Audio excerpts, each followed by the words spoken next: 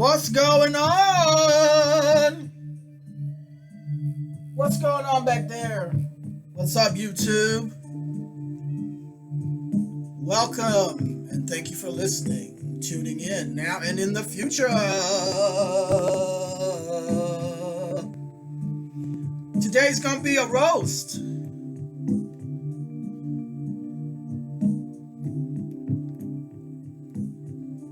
I can feel it coming in the air tonight. Oh Lord. And I've been waiting for this moment all my life. Oh Lord. Can you feel it coming in the air tonight? Oh Lord. Oh Lord.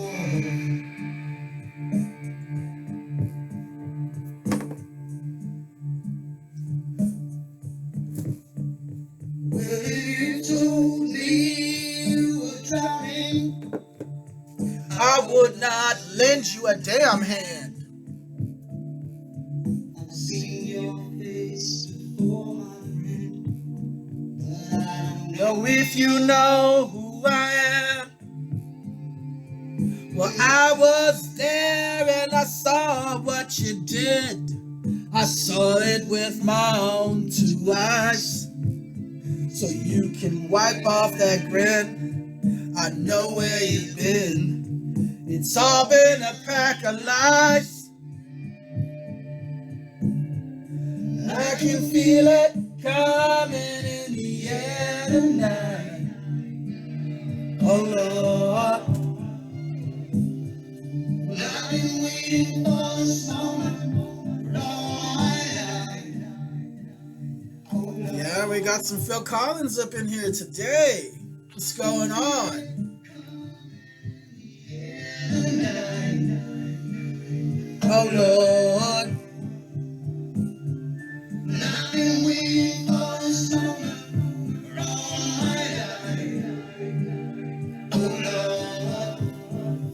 Oh Lord.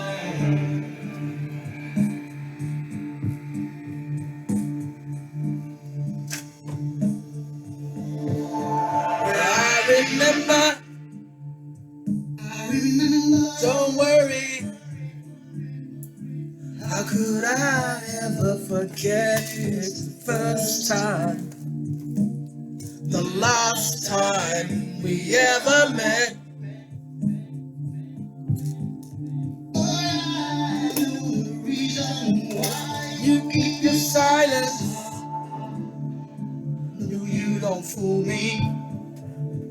The hurt doesn't show, but the pain still grows. So stranger to you and me. I can feel it coming in the air tonight. Oh Lord, yes. I've been waiting for this moment for all my life. Oh Lord.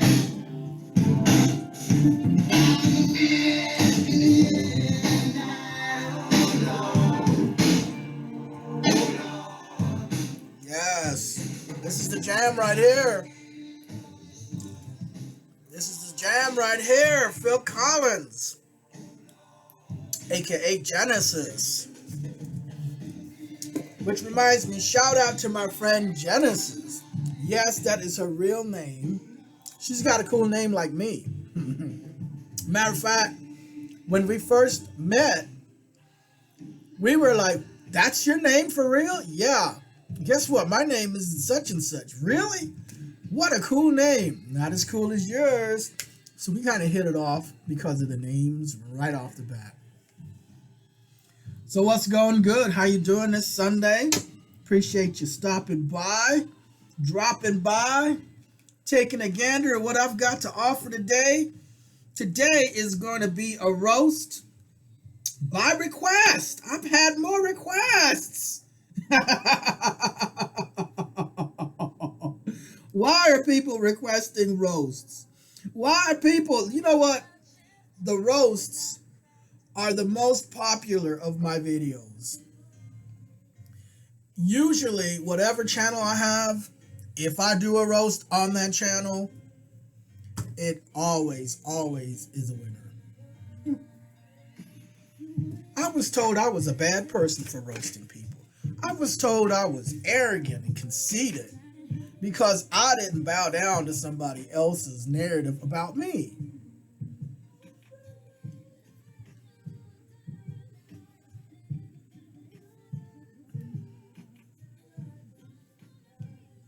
I was told that I was brutally abusing people. Really?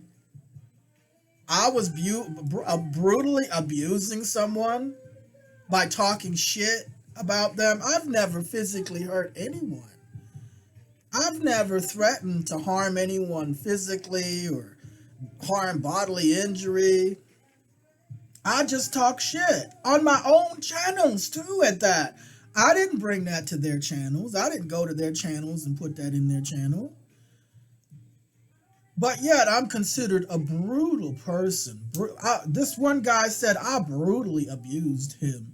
Really? No, it's more like you brutally abused both your wrists, both your ankles, and your feet after seeing those man titties, okay? You know damn well your ass, the way your face showed when your jaw dropped, because you know you've seen plenty of male chests. You've seen your own male chest. So when that person showed you the male chest, quote unquote, your eyes got big and your jaw dropped because it was just another male chest like you've always known, right?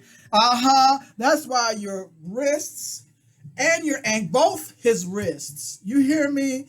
This motherfucker, you know he probably jacked off so hard, so damn hard to that thing, that picture, that video, whatever, that both of his wrists needed surgery the next day. You know he probably was rushed to the ER.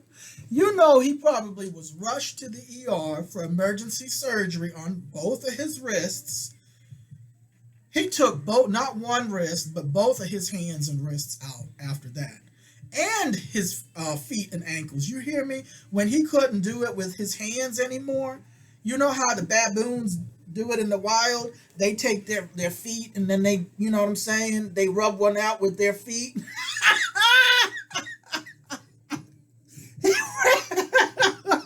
He ran out of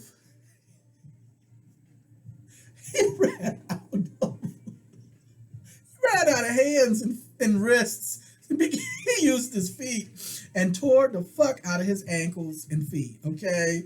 He couldn't walk for a whole year straight after that, probably. You know he was probably put into, physical therapy for that, brutalizing his own body parts over that. You know what I'm saying? So I don't think I was brutal by roasting anybody. You know what I'm saying? Because at least I didn't mess up your body parts like you messed up your own body parts. I mean, you know, that dude probably had a big ass cast on both hands and wrists and on the ankles and feet, you know.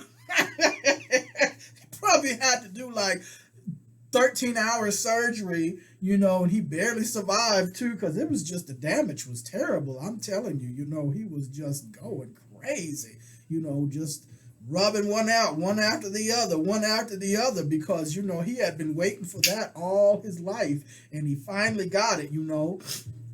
I mean, look, I don't know anything about these people, but you know what I'm saying, I just don't know nothing about 65-year-old virgins living at home with their 88-year-old mother. Okay? I don't know anything about that. You know? I don't know anything about 65-year-old virgins. How you gonna be 65 years old and a damn virgin living at home with your 88-year-old mother, and she's dictating when you can come and go? Like, you have never ever lived on your own. You've never had a life of your own, a relationship of your own. Your mother's always been in it. She's always been trying to, you know how these narc people do. I'm not saying the person's mother's a narc. I don't know nothing about these people and don't want to really. But anyway,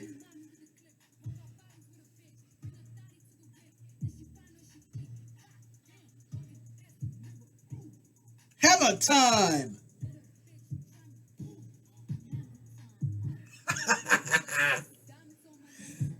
I said it too soon. But yeah. So today we're going to have a roast on a couple of people. And this roast is, like I said, it was requested. Shout out to some of my besties. We've got SF. Shout out to SF Something Found.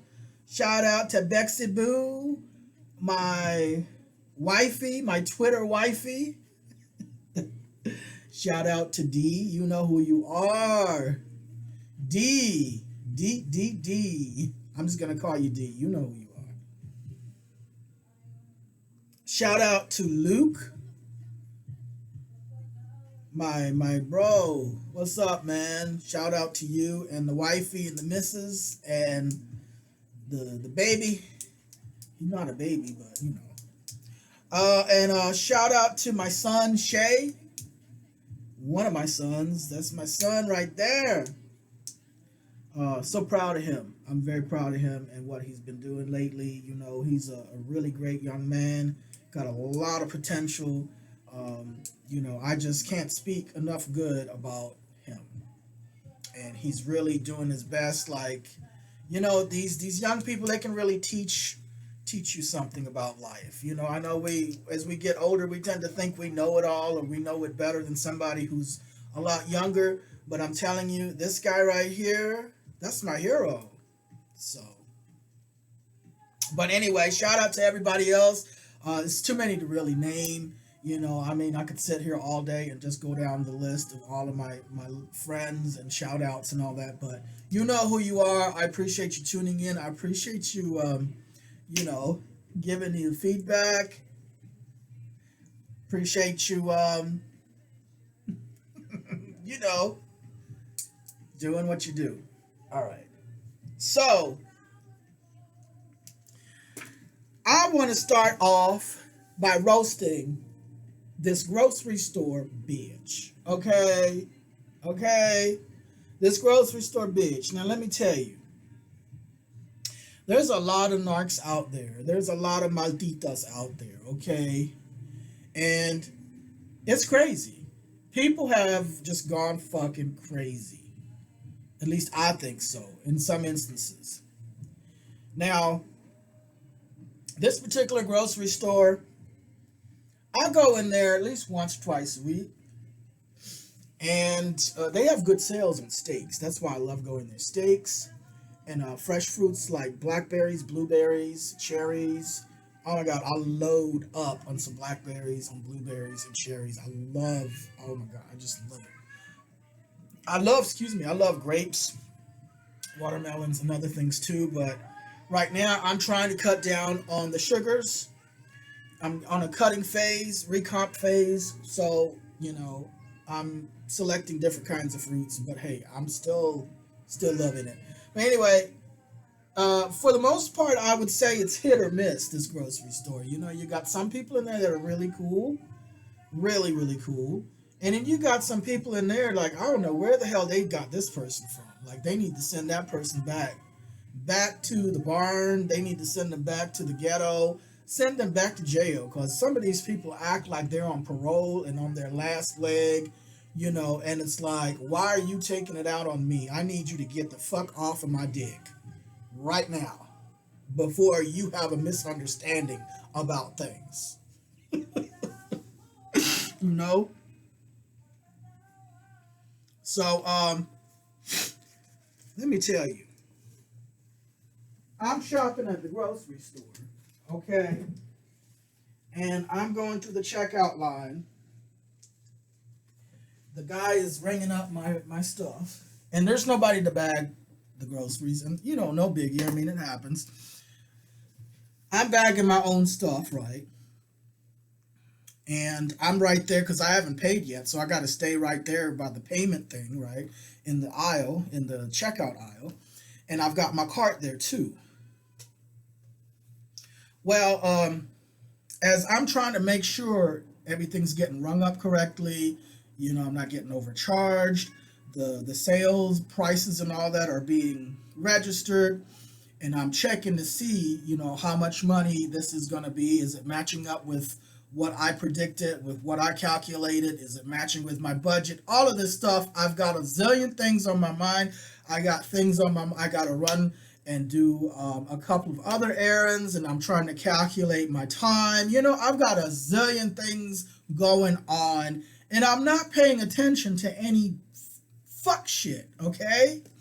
But somebody keeps pulling my cart away. Every time I turn around to look at the groceries and look at the screen that rings up my groceries, and look to bag what I need to bag, my cart is pushed away. It's pulled away somewhere, and I'm having to pull it back to me to put the groceries in. And then when I turn around, somebody takes my cart again and pushes it away every few minutes. And so finally, I turn all the way around, okay, and I pull my cart towards me, and I see this other person, this employee, okay, somebody working at the grocery store, pulling my cart away again. And I almost dropped my grocery bag that I'm trying to put in the cart.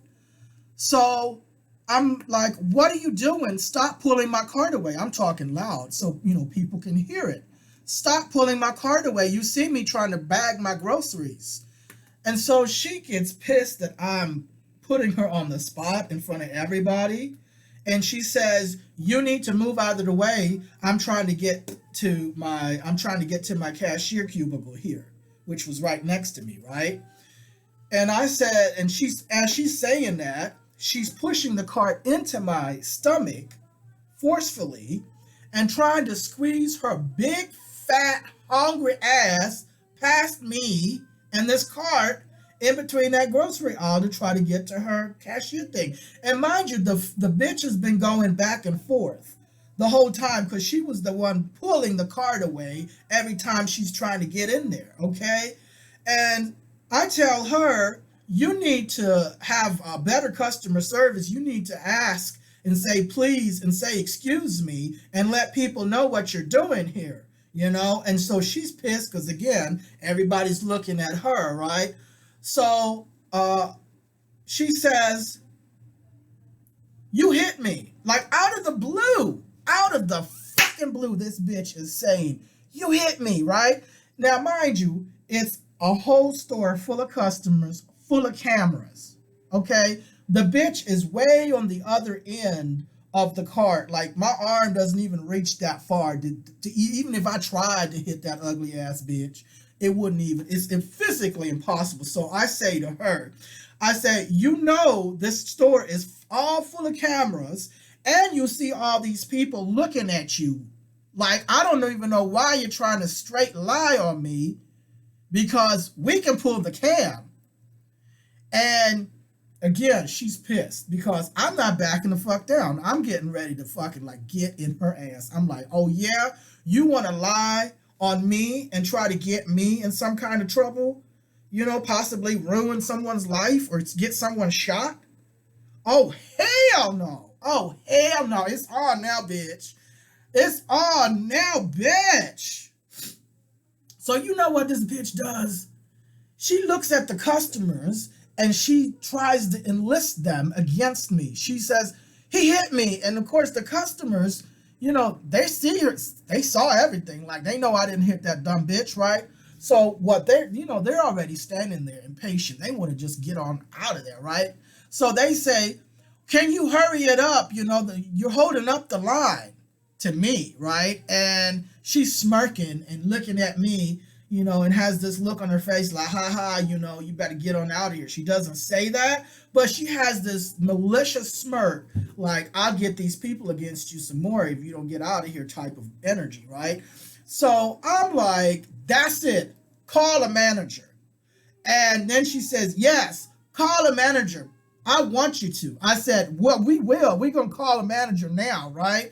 And then the guy that's ringing me up, I said, get a manager right now. And he's like, well, let me finish ringing you up and you can pay and then, you can stand over there. And I said, nope, you're not going to have me stand in the corner and wait for a manager that's never going to show up. I'm not paying until we get a manager right now. And so people behind me, they're like, can you guys just open up another checkout counter so we can go, get up, move along? Because again, short staff. But at this point, I don't fucking care. This bitch tried to get me killed. She tried to come for me in the most malicious way when she knew she was wrong in the first place. And I don't play that. I don't give a damn if you are a woman or a man or a cat or a dog or a fucking alien. You come at me bad like that, malicious, I'm going to make sure to protect myself. Okay? So, my checkout guy, his name was Gustavo, by the way. Yes, I keep dates, times, names, records, receipts, every fucking thing. I document every fucking thing. So he was like, okay. And I said, who's the manager? Give me the name of the manager. He's pussyfooting, stalling around, not trying to give me a name. And, he keeps ringing up and then he's like, okay, why don't you just go ahead and pay? And I said, I told you I'm not paying until we get a manager. Why is it taking so long to get a manager here? She says I hit her. So if people are getting assaulted in here and hit and allegedly hit and beaten by customers, we need the manager now. And this whole now she's trying to backpedal. She's like, well, all that's not necessary. And I said, nope, you said that I hit you. So we're going to get the manager and pull the cams and we're going to take it as far as we need it because I'm holding you to that lie. I'm holding you. You're going to hold to that lie, bitch. You spoke it and now I'm going to hold you to it. She's trying to backpedal and I know what she's trying to do. She's trying, I didn't mean it and I'm sorry. No, bitch, you're not going to have that with me. I don't give a fuck if you didn't mean it. I don't give a fuck if you're sorry. Bitch, you could have got me fucking killed, bitch. You could have got me fucking killed. Because we know anytime police is involved, if somebody had to call the police, it's a crapshoot for anybody, but especially a certain kind of person. Okay, a certain kind of person, out here, Hispanic people, Asian people, black people, anybody that is not unambiguously white, snow lily white, and even when you're a white person out here, you may just end up getting shot anyway. Like, it's a crap fucking shoot. It's a crap shoot, but especially if you are a minority of some sorts, if you're disabled, if you're LGBT, if you're some kind of mixed ancestry and you're not unambiguously white, you're at risk. You're at risk when you're dealing with police. I'm just going to tell you, because out here, especially out here in LA, there's a lot of corruption with the police. Now, police, hey, I've known some really great police people. I'm not against police. But I also am not very trusting of police. Okay? I just can't afford it because of my experiences and what I've seen and what I know. Okay? So this bitch could have got me killed. What if she had said, okay, I'm going to call the police and told them, and they came out there and they just decided to just fucking shoot me. Because it happens. Like, they'll come out there on a parking ticket and shoot somebody. You know what I mean? They'll pull out the AR. I've had them pull out ARs on me out in Venice Beach. I was walking, I kid you not, I was in Venice Beach enjoying my day with my friends, and I went to one of the little convenience stores there on the boardwalk, and I didn't know, right? I bought a beer, right? And I was walking back to the place where we were at, drinking my beer. All of a sudden, these police pull up on me. I got to the place where we were at the beach, where the beach sand was, where we were laying there, and some of us were swimming. Some of us were eating or chilling back underneath the tent and the umbrella. Anyway, I got back over there with my friend, and police, it was 5 fucking SUVs. I kid you not. 5 fucking SUVs pulled up on me, okay? I only have on swimming trunks, okay? I don't have any other clothes on but swimming, my swimming trunks. So, I don't have no fucking weapons, okay? 5 big SUVs pull up on me, okay? And it's about 8 motherfucking officers. 8 officers come out, all of them, all of them. They pull up, they come out. A couple of them have their AR rifles. ARs just to tell me that I can't drink beer and to give me a ticket for drinking beer on the beach. Yeah. Yeah, and that was fucking so scary. It was so scary because I mean, I've never been in any kind of trouble I haven't been in gangs or anything. And they looked at some of the scars on my back and they were like, are those gunshots wounds, are those from gang banging? They automatically looked at me and assumed just because I was Hispanic, I was in a gang. And I'm like, no, those are hypertrophic scars from acne. And they were like, hypertrophic? I'm like, yes, hypertrophic. And they're, what's that? Like, I'm thinking, holy shit, these police people don't even understand English. Like, they don't, they were taken aback that I had a command of English that was better than theirs. So yeah, I could have easily gotten shot over that beer can. If I had been angry or hostile or even just talked back to him. I mean, I said, hey, I didn't know. I thought I could drink a beer here. And they were like, you better throw the fucking thing away, and I was like, okay. And then they gave me a ticket. But, they had to be out there for a whole 45 minutes, almost a whole hour standing there acting like, they can't find my name in the system and asking me all kinds of questions, all kinds of personal questions too.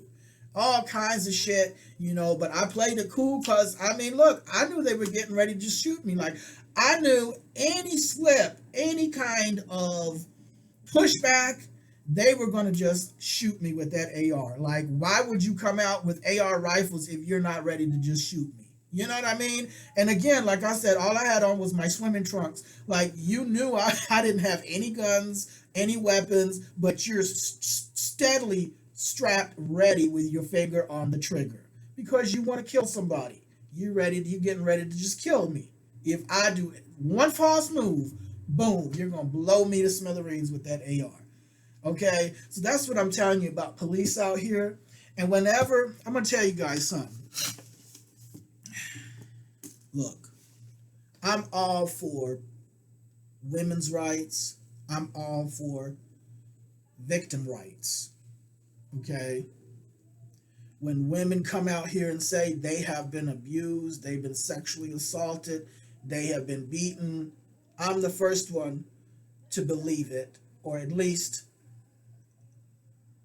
believe it until it's proven wrong, right? Like, I am very much a person that is supportive of victims, especially women, okay? And not just women, but trans women and women of color.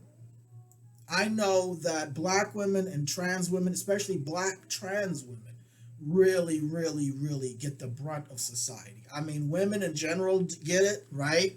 But we know that certain ones really, they really, really, really, really, really, really get it. Okay? Children, they are targets. Women are targets. Children are targets. Women of color are targets. And LGBTQIA women of color are worse targets. Okay? Now, having said that,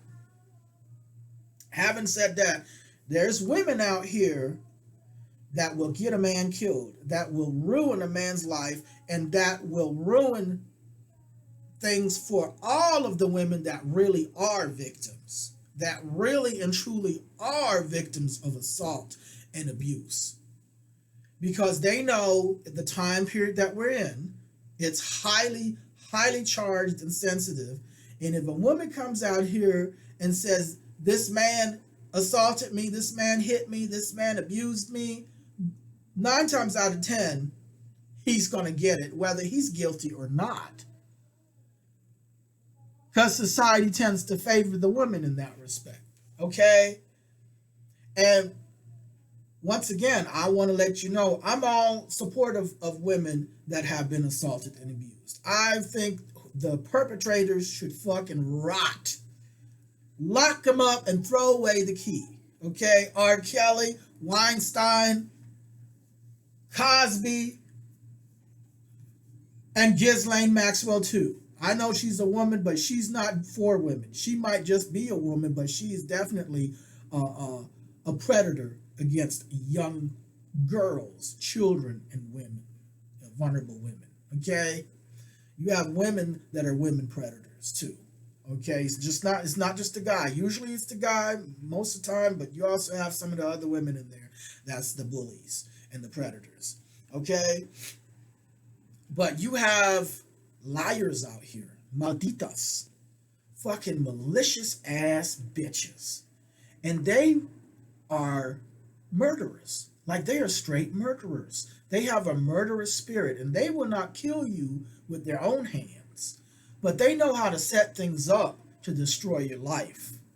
And they will outright lie. They will lie on a man knowing that he's going to back down, he's going to be afraid, because of how society does things like that. Okay, so a lot of these women use that power move nowadays. There's women out there that's abusing that. They're abusing this, and they're ruining it for the real victims. Okay, make no bones about it. Not only are they ruining the man's life, but they're ruining it for actual victims out there, because it's already hard to get people to believe you when you come out and say you've been assaulted, you've been abused.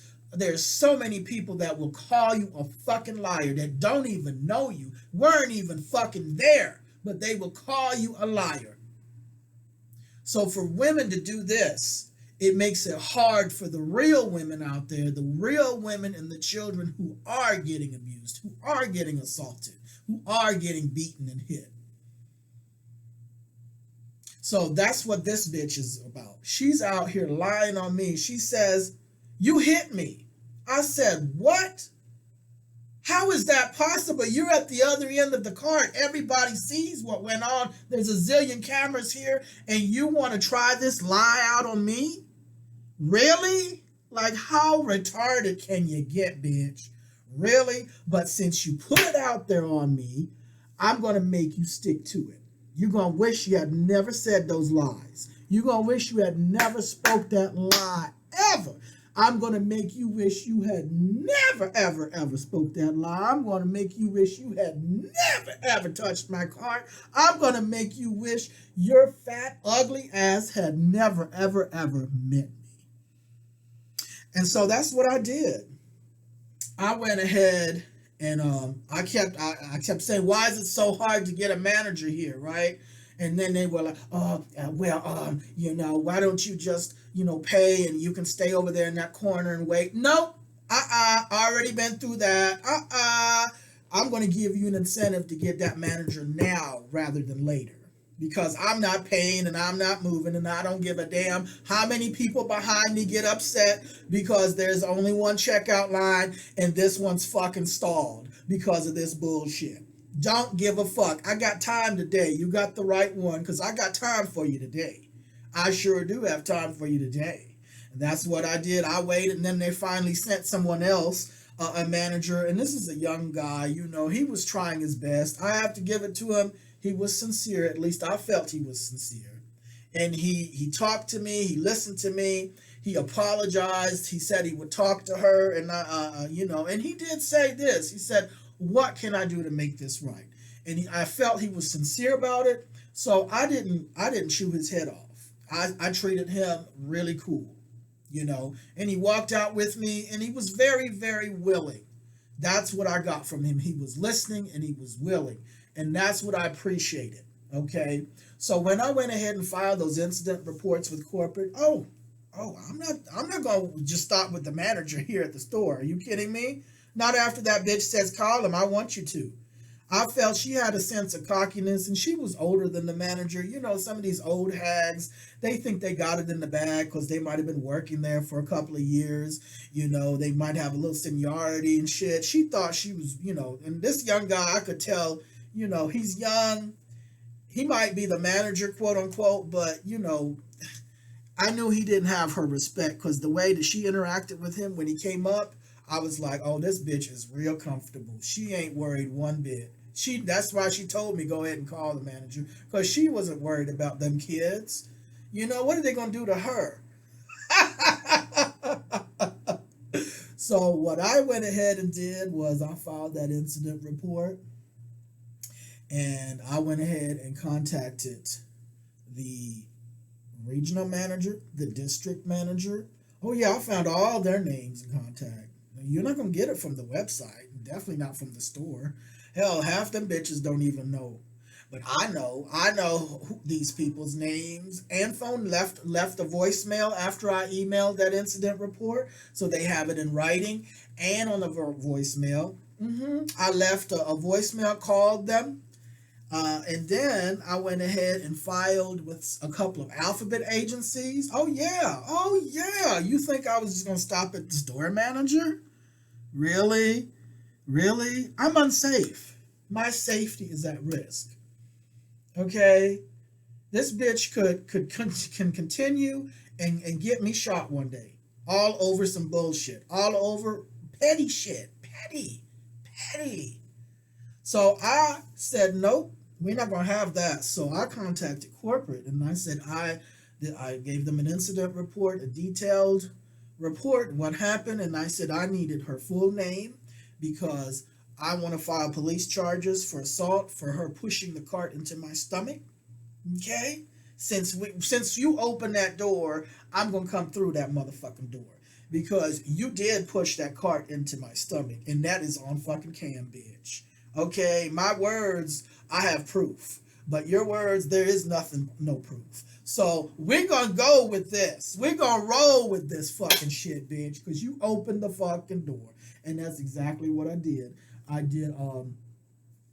said I wanted her full name, contact me back so I can get her full name because police says that I need her full name to file the charges for assault, and I'm also filing restraining order, so I will need that information. And guess what? Guess what? Now look, I wasn't necessarily trying to get anyone fired, but if you lose your job over some bullshit, oh well, I don't care. You know what I'm saying? You know what I'm saying? Because I let them know I may or may not seek further legal action over this, and I let them know I'm a protected person under California law for multiple reasons. Okay, and then I also feel like I might be discriminated on. You know what I mean? Because she said a couple of things in the past. You know, I've let that bitch slide so many times. But, you know, when she went there and then straight fucking lied on me, talk about you hit me on the other end of the cart with everybody looking, all these cams, bitch, are you for real? You really, really want to open that can of worms on yourself, bitch? Really? Because you thought you were going to shut me up? You thought you was going to have me back down and be all afraid now because you're trying to claim I hit you when you know damn well, and everyone here knows damn well because they saw you. They saw everything. Bitch, really? You see, I'm not the average kind of man. I'm a special kind of man, bitch. You don't know that. But you about to find out just how fucking special of a man I am. And I'm not that kind of man that's going to back down and afraid because you're using your maldita vices. You know what I'm saying? Really, bitch? Bitch, please. I know how to work with that shit. I know how to work around it, over it, in and through it, bitch. But you gonna wish you hadn't done that shit to me. I don't give a damn how you treat any other customer in this store. But when you see me, you're gonna have a clear, crystal clear understanding. You're gonna have an understanding. You and I have an understanding now, don't we, bitch? Don't we, bitch? So, you know, they had to go ahead and do what they had to do to cover their own corporate asses because I used a certain kind of legal vernacular with them. Hey, look, I wasn't threatening anybody. I said may or may not, and that I'm thinking about it. Okay, it's true. I may or may not, and I am thinking about it. Okay, it's true. It's just a thought. So I laid certain things out in a certain vernacular and in a certain kind of language, and I think, you know, I told him, you know, go ahead and pass this on to your risk department and your legal department, and they are welcome to get back to me as well. You know, I'm not going to go in there and talk to them and tell them everything, but they know enough to know that, okay, this is what we need to do to cover our own asses. And that's exactly the kind of chess game we played. They were like, we need to cover our asses, so we're going to give her a pink slip and let her on go. Oh, well, bitch. Oh, well, bitch. Oh, well, bitch. Oh, well, bitch. Because they didn't want me filing charges on one of their employees. They didn't want me coming out there and have the sheriff serve her papers right there at her job. You know what I'm saying? They didn't want all that smoke. So yeah, that motherfucking ass bitch. You know, big as a fucking house, and you want to squeeze your big ass, bitch. We're both big. We both take up a lot of space. How are two big motherfuckers gonna fit in that damn grocery aisle? Check out aisle ho. How is your big ass gonna fit in there? You gonna fucking push that cart into my stomach and try to push me out of the way like you some kind of football player? Bitch, you ain't no football player. You're a fucking turd. Your body is shaped like a motherfucking shit turd. How you gonna how you gonna squeeze past me in this cart and your ass is big as fuck, wide as a motherfucking house, wide load. You know what I mean? You're growing sideways, bitch. You're not growing up. You never grew up. You grew sideways. What the fuck? Your ass can't even wear pants with zippers and buttons. You gotta wear fucking drawstring pants all your life, sweatpants and shit. You know, that bitch can't. She cannot wear nothing with a zipper and a button. You hear me? It's not gonna work. Okay. And you see me? I'm a big motherfucker. How you should have asked me to step out of the aisle so you can get in there in your cashier cubicle. That's what you should have done. You should have said, "Excuse me, sir, I'm right behind you. Can you move a little bit so I can get in here?" And I would have been cool and be like, "Hey, okay, cool. You know, have some fucking manners, bitch." But you over here pulling on people's carts and not even, you know, making them aware like that your big ass is there trying to get through. You know, you don't know how to say excuse me and please and thank you. I know your fat hungry ass learned that in the grocery store employee orientation. I know every job has orientation where they teach you how to talk to people and say yes and thank you and please and excuse me. I know your fucking ass had that in your damn employee orientation. You're just mad because you got put on a fucking diet and you can't go back over there in that frozen mayonnaise section and suck on some goddamn mayonnaise for your lunch, hoe. And you want to take it out on me. Why are you taking that shit out on me, bitch? I'm not the one to put your ass on a diet, bitch. For all I care, keep eating, bitch. Eat yourself to death, hoe. Glutton yourself to death, bitch. Please do it. Eat some motherfucking Crisco sticks, bitch. Shove them bitches down your hungry throat till you choke, bitch. Okay? You don't need to get on a diet, girl. You skinny, girl. So what if the doctor says you're 380 pounds overweight? He's lying. He's just jealous because he wishes he could look like you. Go on and eat that motherfucking bucket of chicken, girl. That's nothing. Eat that greasy ass chicken. Drink the grease from the bottom of the bucket too, bitch. Drink that shit until your heart keels over, ho. Okay, and then you can just blame it on the devil and Satan. Okay, you can just blame it on wicked people out here that, you know, whatever. You can just, when you get down and talking to whoever you need to talk to in the afterlife, who's supposed to be doing whatever, you can tell them it was other people's fault. Blame it on the fucking rain, bitch. Just don't blame it on yourself. Do not take accountability for your life, ho. Do not do that. That's not what you're supposed to do. Ugly ass bitch. She better be glad I didn't roast her in front of everybody out there, because I've been known to do that too. I'll stand there and fucking roast people right there on their jobs in front of everybody, you know, and really, really like riling them up. You can tell like they really want to say something back, but they know if they do, they're going to lose their job. And that's exactly what I'm trying to do. I'm like, come on, do it so you can get fired, you know, and I'll have that smirk on my face. I'll cuss them out. I'll call them all kinds of shit. Just roast them right there to the damn ground. And you can just see their lips quiver. You know they want to say something so bad back, but they can't. And I'll be like, come on and say, you know you want to call me a fat ass motherfucker. What you want to do? Come on, you can call me everything you want. Come on.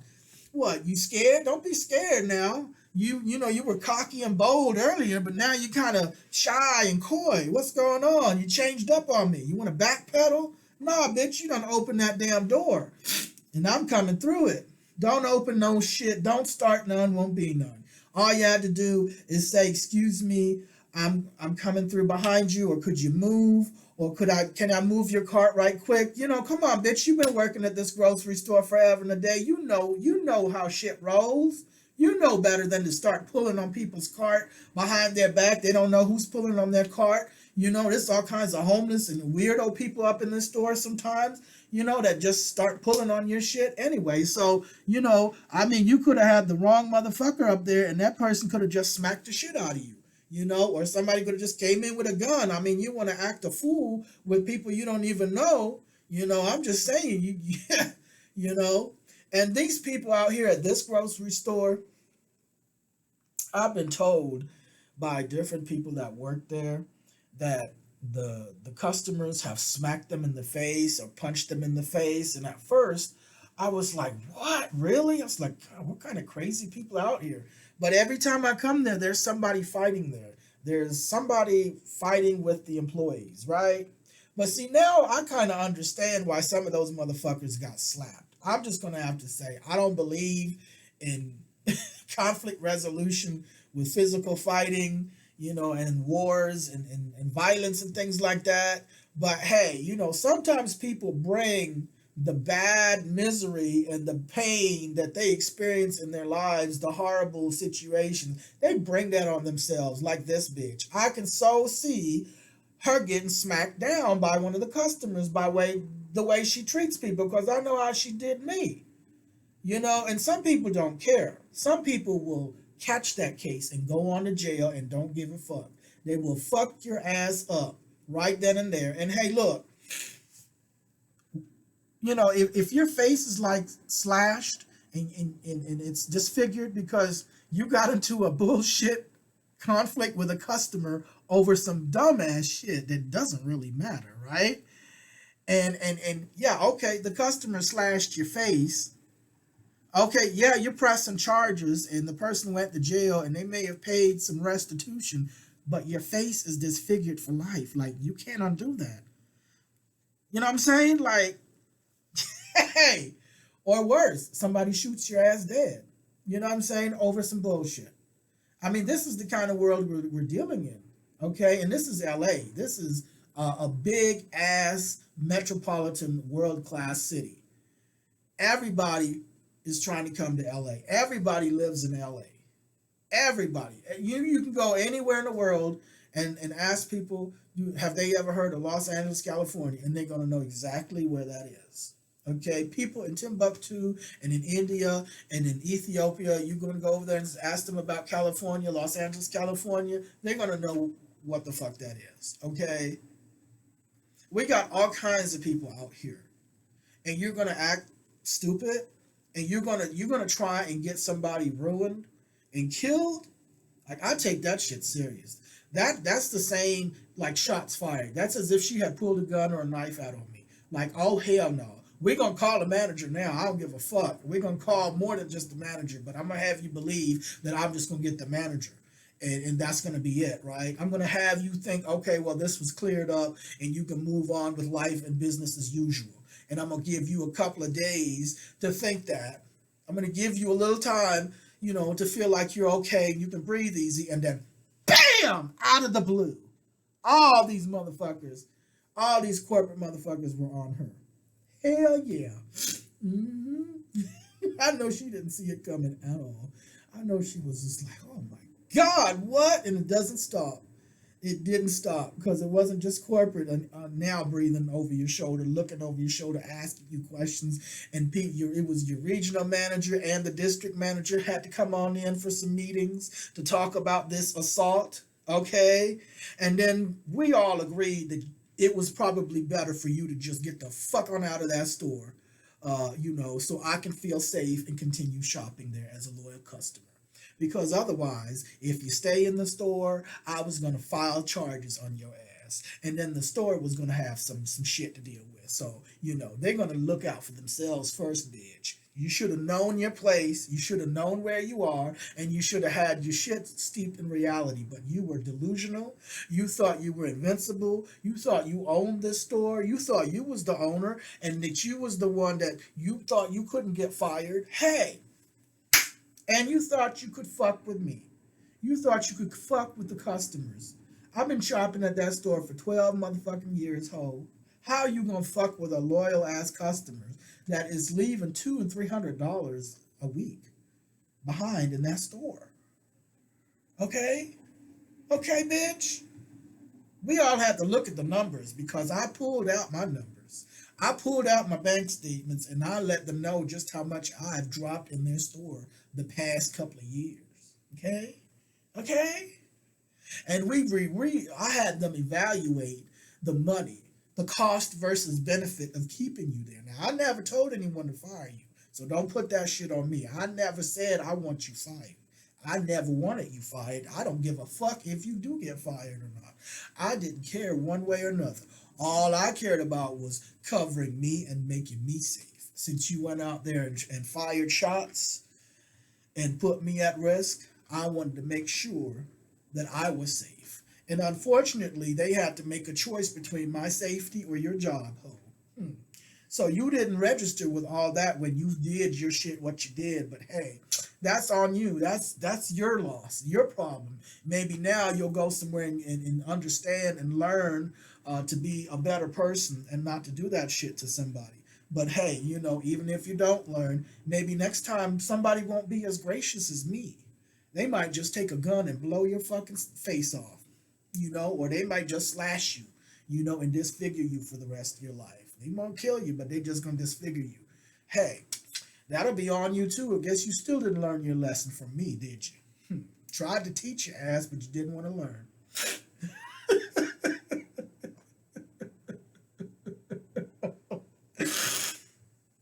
Ugly ass bitch. I tell you, some of these people, how are you going to come after me and you have let yourself go? You have given up on yourself. It's always these types, like they are just wretched, miserable motherfuckers in life. They hate their lot in life. They hate where they are. They're stuck where they are and they can't move past it. And then they come at me. They see me and they pick up this energy of somebody who isn't like that, somebody who's progressive, somebody who's got their shit together, who's got shit rolling, somebody who's hot, who's got it, got the mojo. And then you want to act a fool around me and take my shit away from me. You want to pull me down a notch. You want to bring me down to your nasty ass snake pit. Bitch, I don't think so. But what I will bring to that party is everybody and their grandmother. I'm going to bring your boss to that party, your boss's boss, his boss, and his boss, and her boss, and her boss. And then I'm going to take the alphabet agencies. I'm going to bring him, and her, and him, and her, and her, and him. I'll be like, hey, come over here. Hey, look at this right here. Look at this right here.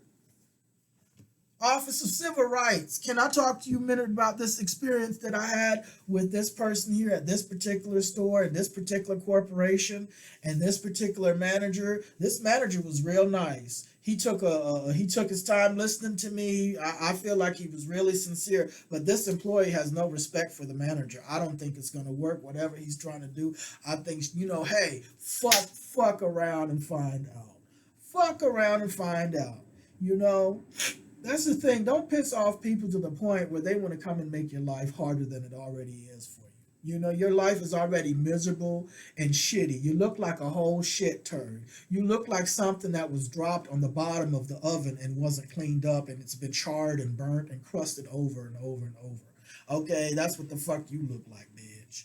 And then you want to take it out on me. That's not me. I didn't cause your life to be miserable, bitch. You caused your own misery. Your husband fucking probably left you for somebody else because you let yourself go.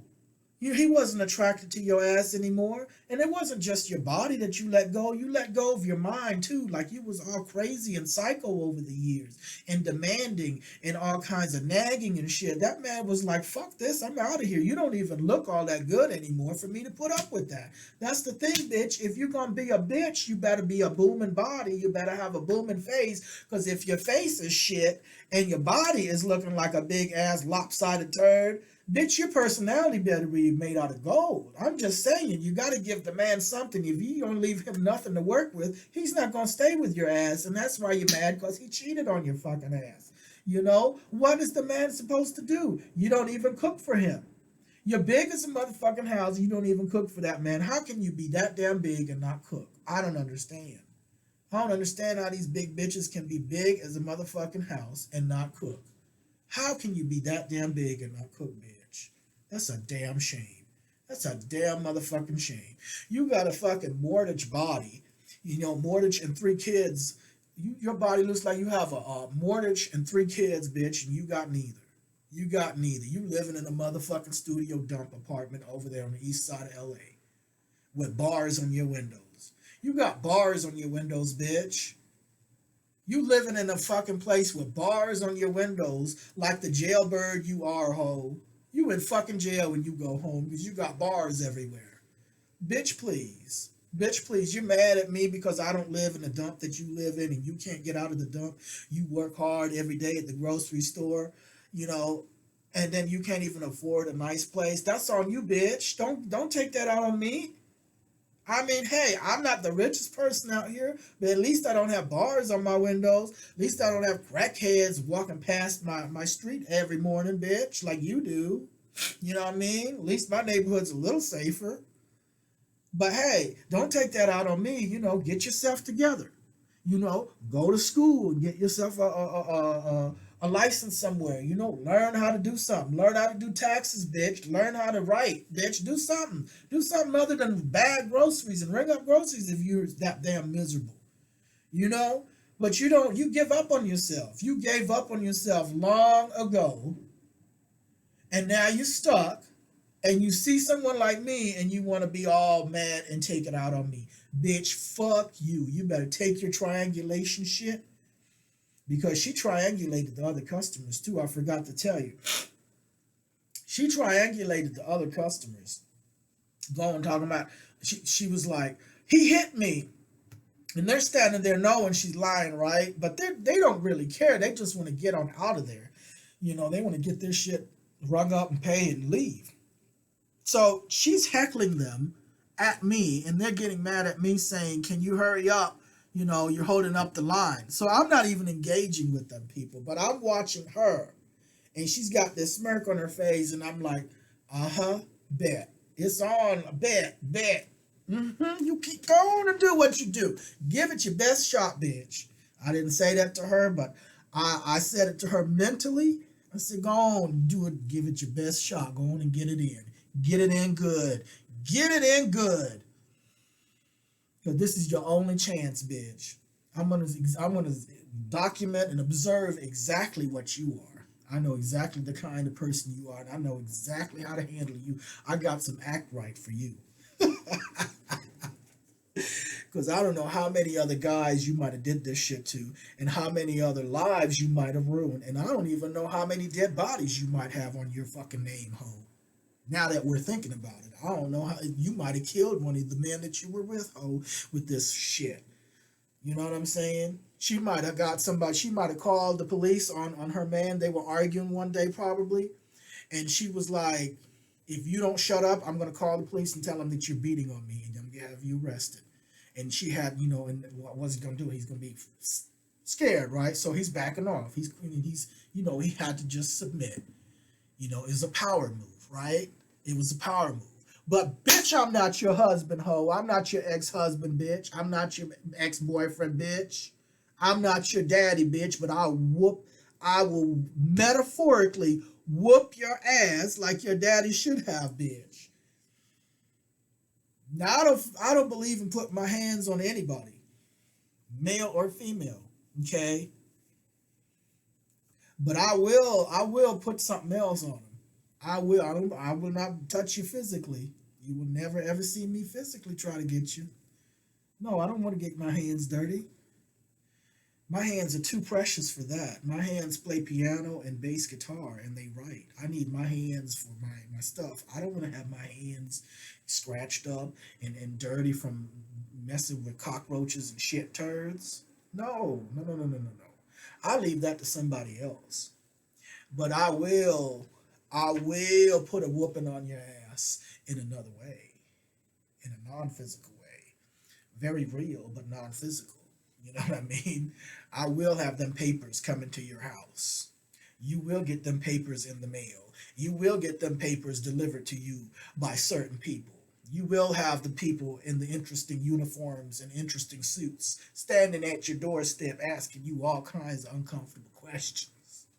You know, I will have your ass sitting somewhere in a courtroom, you know, explaining yourself and trying to hold that lie together as best as you can and trying to remember what lie you told.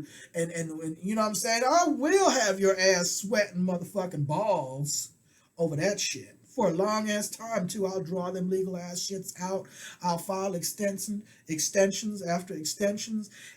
Right after you drive up to court, you think you're going to have this over with today, and I'm going to have you standing there in court trying to, you know, tell the judge and paying all that parking. You're going to have to take off from work and, you know, get some pay docked because you're not able to work, and you're going to pay court parking, okay? And you're going to stand there sweating balls, explaining your shit, explaining yourself, okay? And then I'm going to say, when it's my turn, I'm going to say, Judge, I'd like to file an extension. I'm going to file extension after extensions and drag your ass to this motherfucking courthouse over and over and over and over. Bitch, it ain't just going to be one day. No, bitch, I'm going to file that damn extension for a year and a half out because that's what we get. We all get a courtesy. We get 2 extensions we can file, and we can draw that shit out a whole year and a half. So that's exactly what I'm going to do to you, bitch. I'm going to draw that shit out. I'm going to have you come up to this courthouse 4 or 5 times the whole year. You're going to pay for parking each time. You're going to lose pay from your job. You're going to have to take off. You're going to have to use paid vacation time. Yes, bitch. I'm that motherfucker. And don't think I haven't done it, bitch. I got a system to this shit. I've done this shit before. I know it like the back of my hand. I know that courthouse too. I know quite a few bailiffs in there. I know a lot of sheriffs in there. I know the judge, okay? They know my face. They know me, okay? So you can go ahead. Let's try it. Let's rock. I'll have your ass down here on Hill Street, LA Superior Court, bitch. Play with me. You're going to get them papers.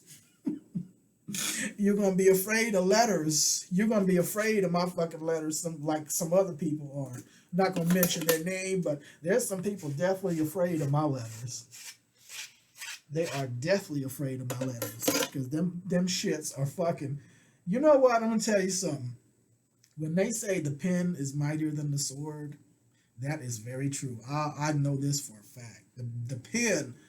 A pen, somebody writing, can get you a lot worse than any nuclear weapon ever could, than any AR rifle. You know what I mean? I'm telling you.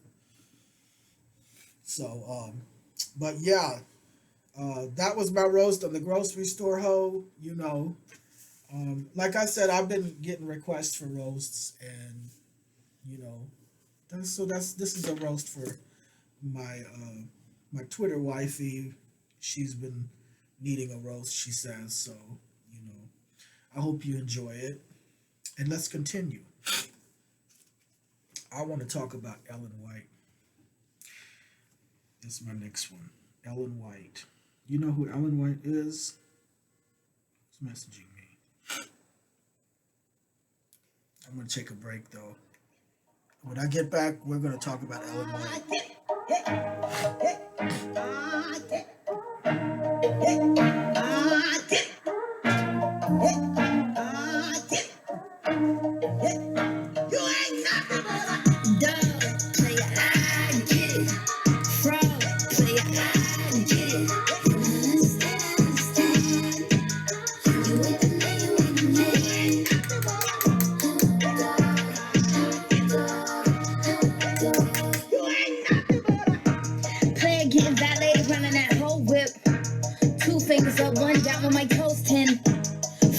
my grooves out, put a cork in it.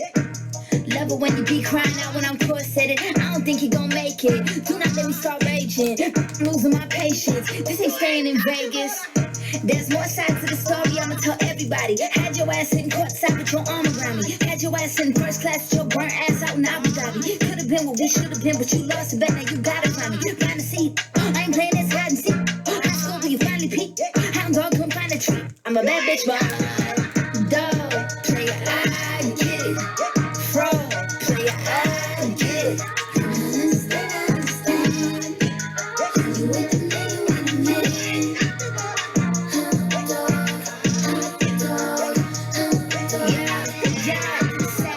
I get it. I know you got some other you want it. I get it. You needed someone that could prove you wrong, so I reckon you leave all of your problems at the door to my city. You gon' need to tell my brothers where you from, and I admit it. I still got empathy, and you gon' feel it for 2 weeks when I release you in them streets and keep my meaning discreet. Keep the cleaning, my Jeep and put that Yeezy in your teeth. Let my D's off they leashes if you even think to speak. I'ma give on the meaning when you said you live in a dream. We could keep it sleeping, you gon' laugh at all your G's. Count them sheep. Talking about Z, R.I.P. Dog, player, I get it. Fraud, player, I get it. Understand. You with the man, you with the man.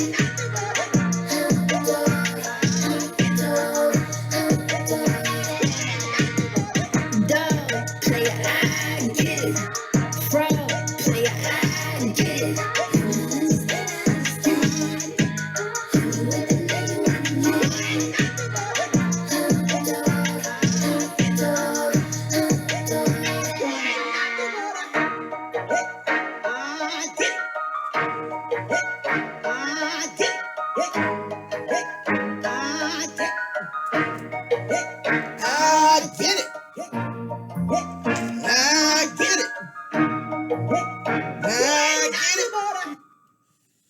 Yeah, nothing but a hound dog. I'm back. What's going on? Thank you for tuning in now and in the future. My 3 subscribers. I got 3 subscribers on this channel. My 3 fans and followers.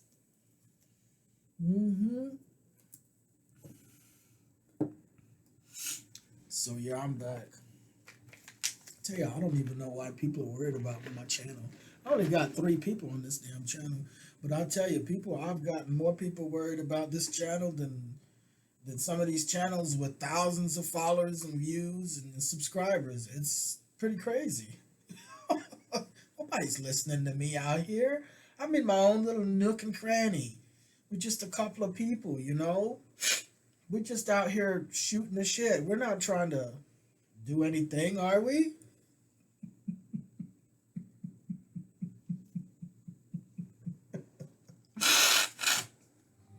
It's clear that you're upset with me. Whoa, whoa.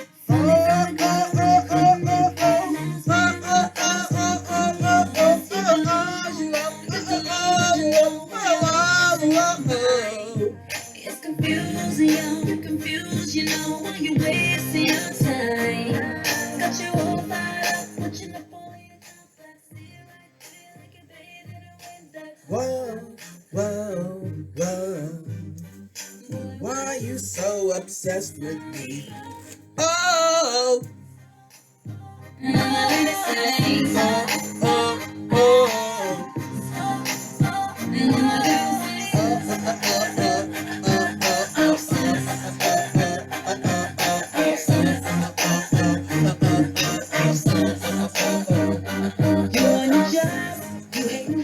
yes. You know, speaking of Malditas, these women that's really out here victimizing men, okay? I think we need to talk about that a little bit more too. How men are getting victimized, okay? Because a lot of men don't want to speak on that, you know? But I'm one of those guys that will speak on the fact that men get victimized too. You know, this whole man-woman thing, there's some Malditas out there that's fucking up men's lives, getting their asses killed, okay? Okay? especially black men. I mean, look, I'm not a black guy. I don't know what it's like to have black skin in America, but I have seen shit. I have seen some things. I have been witness to see it.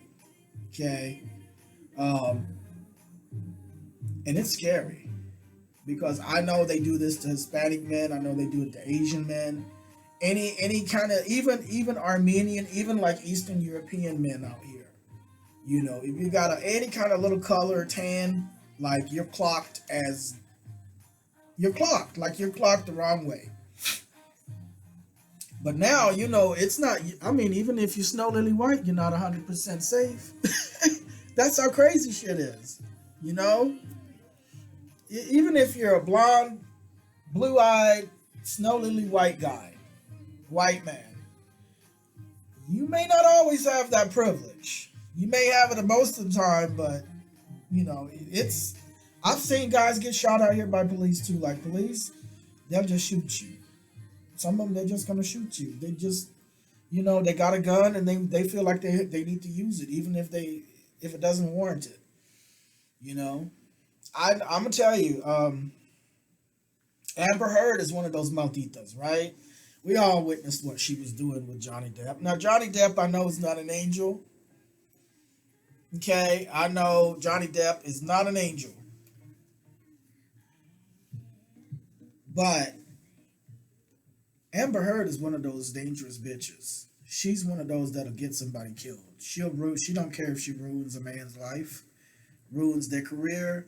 She'll get him killed if she can. If she thought she could get Johnny Depp killed some kind of way by police, I really believe she would do it. And she'd sit there and cry and tell you she misses him and so how bad the police are, and inwardly be laughing. You know those kind. Can we still call them narcissists? Or is that like a whole other level of something? Of sociopath or psychopath? Malignant narcissist. That's what you can call them. Now look, excuse me.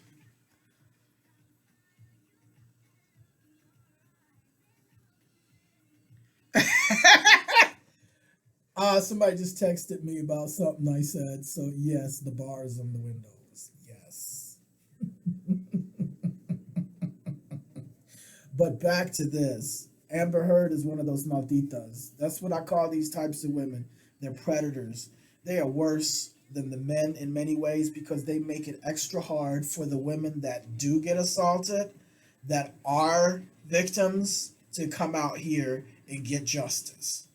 You can bet your bottom dollar that thing with Amber Heard has been an influence and will be an influence on upcoming cases where the women and the young girls, the children, really were trafficked and assaulted and beaten, i.e., R. Kelly's cases, the Ghislaine Maxwell. Um, she's done and over with, but still, her lawyers are trying to use this. They're trying to use anything they can to try to file appeals, you know, just whatever they can. I mean, they're doing their job. That's what she's paying them for, to try to get her off the hook, right? But that's what I'm telling you. These women are destructive. They are a cancer. They are a true cancer.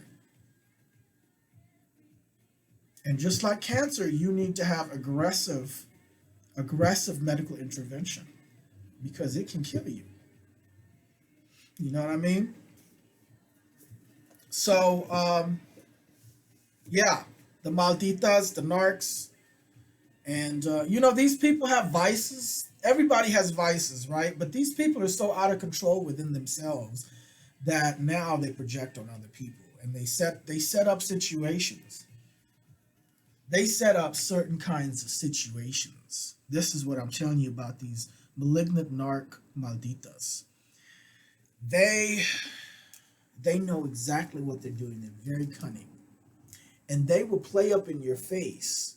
You know, this is going on some other stuff here now, not related to the grocery store, but these kinds of, it's men doing it too. But what I'm saying is, these malditas are using this woman thing because they know it's easier for them to get away with things. sex. And they know they can use it as a power to dominate men, to use fear and intimidation. You know, I'll call the police on you and tell them that you're beating me if you don't do A, B, and C. If you don't go my way now, if you don't submit, if you don't digress, if you keep asserting yourself, I'm going to set you up. Okay? Now, they're not going to tell you that, but that's what you're dealing with. They're not going to tell you that they said they're going to set you up. They don't want you to be, on guard, right? They're going to catch you off guard, but that's exactly what they've been doing. Okay? I've dealt with a person like that. And you know what? When that bitch thought she had me, when she thought she did had me, she texted me and told me. She told me herself. Herself. Yes. Yes. You know what she said? She said, I should have done this years ago. That told me all these years that she was playing up in my face, pretending, she really was planning and plotting all these years.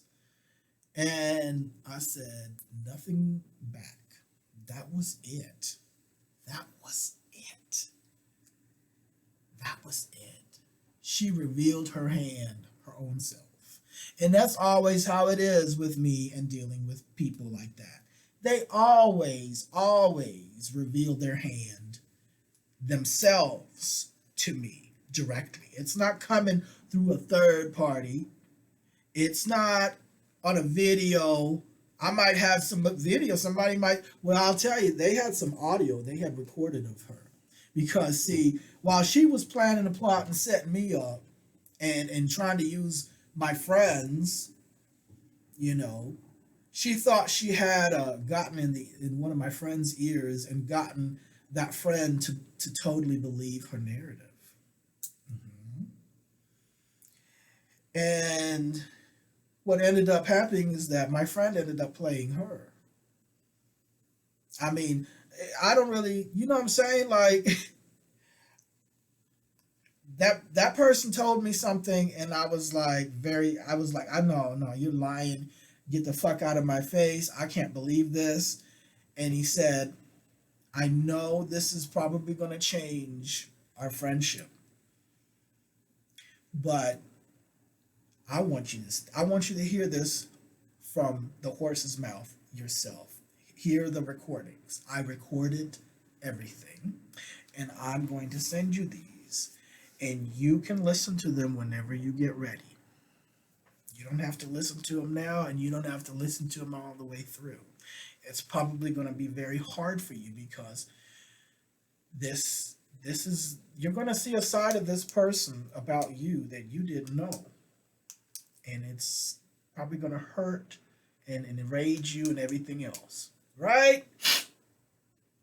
I said, send me the recordings. Because I knew he was lying. I was like, no, you ain't got no recordings. You just fucking with me. Go ahead. Because he's been like that sometimes. He's bullshitted me before. And I'm like, yeah, whatever. So I'm like, go ahead, send them to me. I'm going to listen to him now. Send them now. And he did. And I did. And let me tell you, it was one of the most eye-opening things ever. Ever, ever, ever.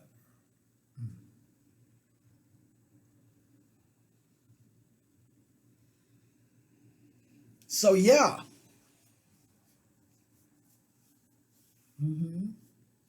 I found out the truth. I found out this person basically had a certain intention for me all along. And you know what I did? No bueno, no deal. Deal breaker. I ain't fucking with you. I ain't fucking with nobody that's not for my best interest. That doesn't mean me well. That's not safe. I'm not fooling with nobody like that. Come on now. With friends like these, do you need enemies? You know what I'm saying? With people, friends and family like these, you need enemies? Nope. Not at all. You got them wrapped up all in one. You know? All in one. Nope, nope, nope. And see, I'm not that kind of person that needs people that bad to keep people in my life that are abusive and toxic to me, that don't respect me and that are unsafe. I'm not that kind of person. I know there's people out there that have a high tolerance for inappropriate people and abuse. They have a high tolerance for abuse and dysfunction. A lot of them out there like that. You know who you are. But I'm not that kind of person. I'm not that kind. I don't give a fuck who you are. I don't give a fuck who you are. Literally. And those that know me know for a fact. I don't care who you are. I will cut you out of my life just the same. I will cut that shit off like a cancer. Yes, I will. So back to Ellen White. Ellen White, I told you I was going to talk about Ellen White. I got off on a tangent, you know. What can I say? This is homegrown content. This isn't that Yahoo influencer shit, you know, where I'm trying to sell you something and I'm trying to make a living off this and I'm trying to get you to give me money so I can continue to make these videos. Get the fuck out of here. Okay? Look, I'm not against people having careers off of social media or whatever. Okay? But this is not the case here with this particular channel. You know what I mean? I'm not going to say either way as to other channels that I might be running or might have ran. You know what I'm saying? But this one here is just straight organic, homegrown content. I'm not trying to make it glamorous. I'm not trying to put this persona out here so I can, you know, get rich and famous and have opportunities. I'm just putting shit out there for my own self and for the few people that might find interest in entertained by it. That's it. This is my channel here. This is my opinion, my content. If you don't like it, you know you don't have to come here and listen to it. I don't know why so many people keep coming over here looking and listening to my stuff and getting their feelings hurt, and they want to call the police and they want to call the FBI and the Attorney General and the Department of Justice and SWAT and DEA and ATF and you know, it's like, really, bitch, you think these people care about me talking shit about you or nobody that they didn't even know existed before you contacted them? Really? You think all these people, all these agencies gonna give a shit? Clearly you must be delusional. Clearly you must think you're somebody you're not. Clearly you don't have any idea of where your place is. You know, you must really think I mean, even the president, like they don't, you know, the president gets called all kinds of things every day, all day long, and they're not trying to go after people. So why would they go after me talking about you, a nobody? A nobody. You know what she did? You know who I'm talking about, Bexy and SF and D and Blaze and a few others. You know I'm talking about, Miss Mayor Girl, right? Now how are you going to run for politics? How are you going to run for politics and want to sue and send restraining orders to everybody talking shit about you? How you going to run for mayor and then turn around and try to sue everybody that's talking shit about you? Like, the whole town. She sent cease and desist notices to the whole fucking town, you all. You hear me? Everybody got a cease and desist notice. I thought it was just me. I thought I was special.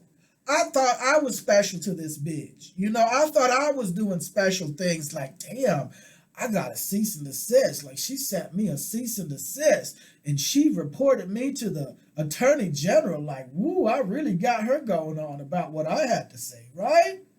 And then I found out, no, she was doing that shit to everybody. She was sending cease and desist notices to everybody. And some of the people she thought was me.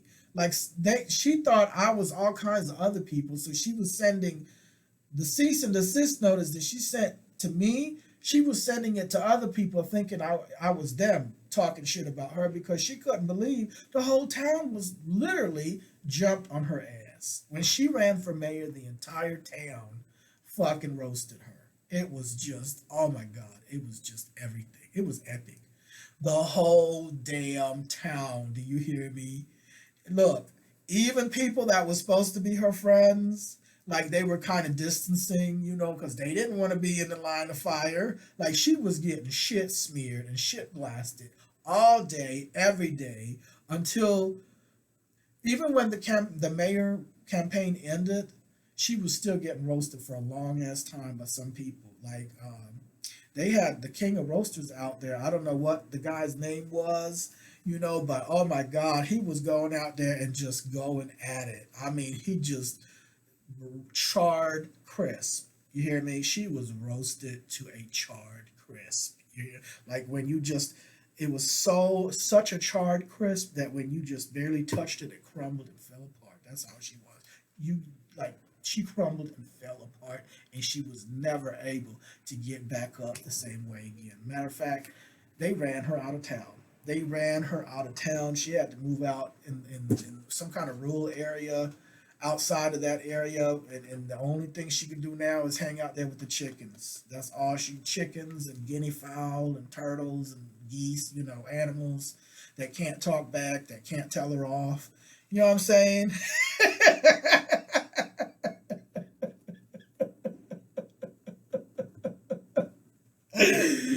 she got she got nothing but animals as her friends now because the whole like she just embarrassed herself so bad, so and her family too.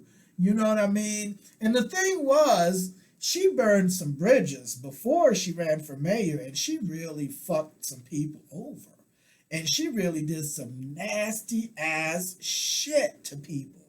Okay? I'm not the only one, and by far I don't think what she did to me was the worst. Like she sued almost all of her employers, her former employers. Now look here. Whether that was warranted or not, I can't say. Okay? Now I've read some of these litigation transcripts, these court records, and I've got a couple of things, I got my opinions about a couple of these cases, okay? I have to say they're quite entertaining. Like, but here's the thing.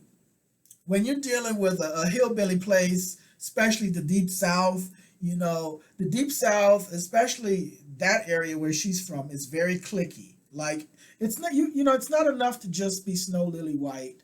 Like, if you're from Germany and you're a white person from Europe, you still would get snubbed in areas like that because you're not from there. So, it's not just being able to be white and blend in with the southern white folks. That's not going to happen. No. If you aren't part of their clan and part of them, you're still going to get snubbed to an extent. Now, you might not get snubbed the same way as a Puerto Rican person, okay, or even a black person, okay, but there's still some discrimination there, okay. So, I won't say small town. It's not a small town. It's smaller than LA, but it's actually the capital of the state where she was at, where she was from and born, and where she ran for mayor. She wanted to run for mayor of the capital of that state, and she had really hurt a lot of people. She was racist. She has KKK ties. You know what I'm saying? And she really hurt, angered some people throughout the years, and then did some bad shit. Like I said, she's went after all her employees, everybody, just about anybody she ever worked for. She ended up suing them for some kind of sexual thing, whether it was sexual harassment or sexual discrimination, but it was always a sexual issue. And that is a pattern she's had for a long, long time. A long, long time. Okay? And she has this thing. She's even admitted it on posts that she wrote herself, that whenever she gets into a relationship with a man, she has to have a one up. She always has to have a one up on the man. And that's going to drive that man away. No man is going to stay with that forever unless he's just sick himself, unless he's sick himself. And that shit will make a man sick. That's why she can't ever keep a man. You know, she can't keep no healthy normal man. Not with that. Come on, constantly trying to one up that person. But I think that's how she rolls in all her relationships, whether it's with men or women, friendship or romantic or otherwise. She's such a weak minded and very vulnerable, right? I mean, you have to be in touch with your vulnerabilities and your vices. You got to know who you are, man. You got to know your shortcomings. You got to be able to see them clearly and embrace that. Not saying that you're just going to tolerate it, but you got to take it on. You got to take it on for what it is. You can't be trying to cover it and minimize it, and you know what I'm saying? But that's how she does. She tries to do that, and then she tries to do it at the expense. Worse off, she tries to do it at the expense of the person that she's dealing with, interacting with, whether that's a friend or a lover. But especially if it's a man that she's supposed to be with, you know. And that's why she can't ever stay with stable relationships. Her stuff is just all multiple partners and constantly side sexual things, and it's meaningless. Like, it's just using bodies, you know what I mean, just using bodies. So yeah, what was I saying? I was trying to talk about Ellen White, that ugly ass bitch. I was trying to keep doing a roast, but I got on this mayor girl. Yeah, anyway, she got ran out of town. They ran her out of town. And her only friends, she put up a meme, a post years ago on herself, said in 2018 she had a lot of friends, and then 2019 she had less, and then after 2019 the only friend was that one chicken, that one cock, that one rooster cock. And she opened up a rooster rescue to rescue all these rooster cocks, because it's a lot of rooster cocks that need rescuing in the world. It's pretty much an epidemic now. And I tell you, I mean, I know I'm tired of all these rooster cocks running the streets here, renegade roosters everywhere. And I'm so glad she's out here helping the world by running a rooster rescue, and trying to rescue these rooster cocks off the street. And any kind of cock, any kind of rooster cock that needs rescuing, if it's broke cock or rich cock, or diseased cock, or retarded cock, or I don't know, humpback cock, whatever. She's not going to turn any of them down. Every rooster cock is going to be rescued. Whatever cock needs rescuing, she's going to be right there to rescue that cock. You know what I mean? Okay, so oh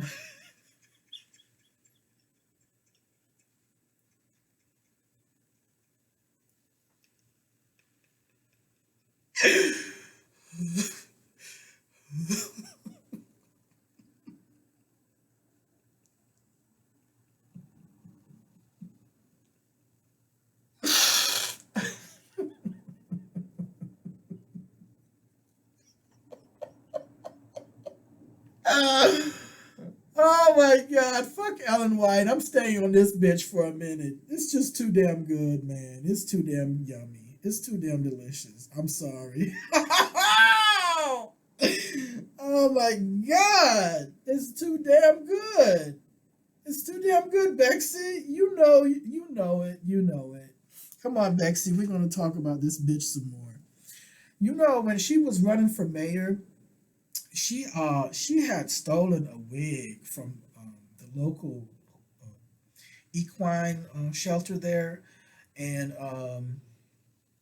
there was this horse named Gigi. It's a beautiful horse. It has a beautiful mane, and I don't know how she got up in there with Gigi, the horses there, but she was going out there to horse stables, snatching horse manes off of the horses and putting it on her head because I don't know, she was too lazy to try to get herself a beautician or a stylist. You know what I'm saying? Like, you're running for mayor, bitch. You're gonna be on TV. Like, you need a makeup artist. You need to hire some people now.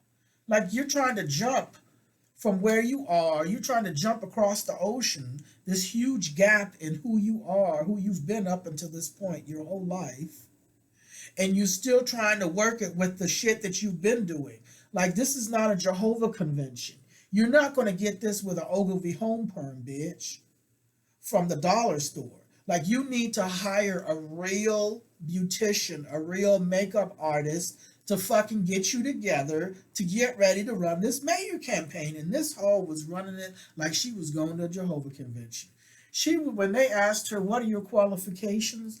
She answered, and they said, what are your qualifications to run for mayor? On television, on national television, like the nation was watching. Alabama's capital and their mayor campaign and the candidates. And you know what this bitch said? In answer to what her qualifications are to run for mayor, she said she was a single mother of 3 children. Mind you, every last one of them kids is over the adult age, and a couple of them already had their own babies. But yet she's still a single mother of 3 children.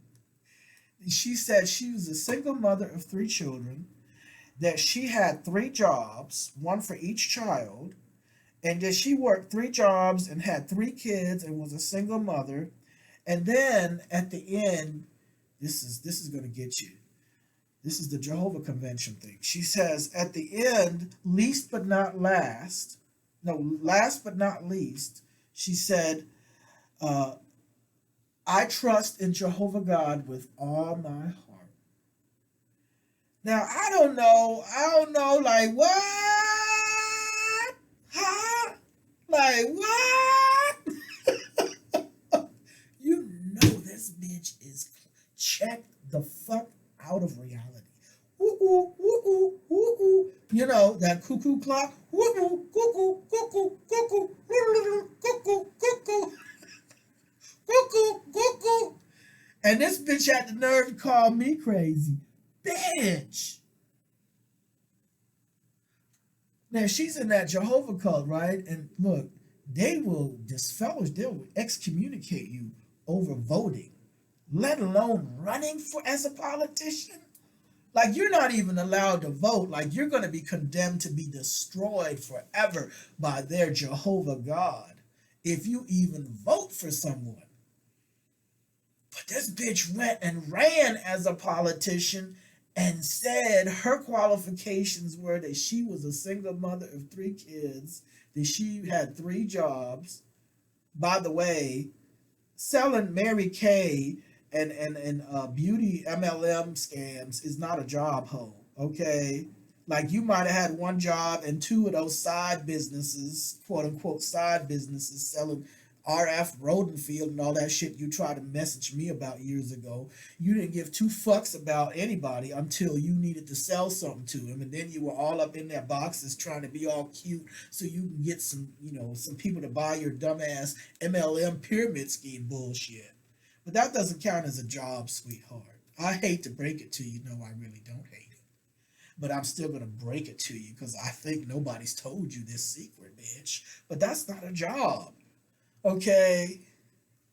And how are you going to go around crying that you are a single mother? Bitch, you're 50-something years old.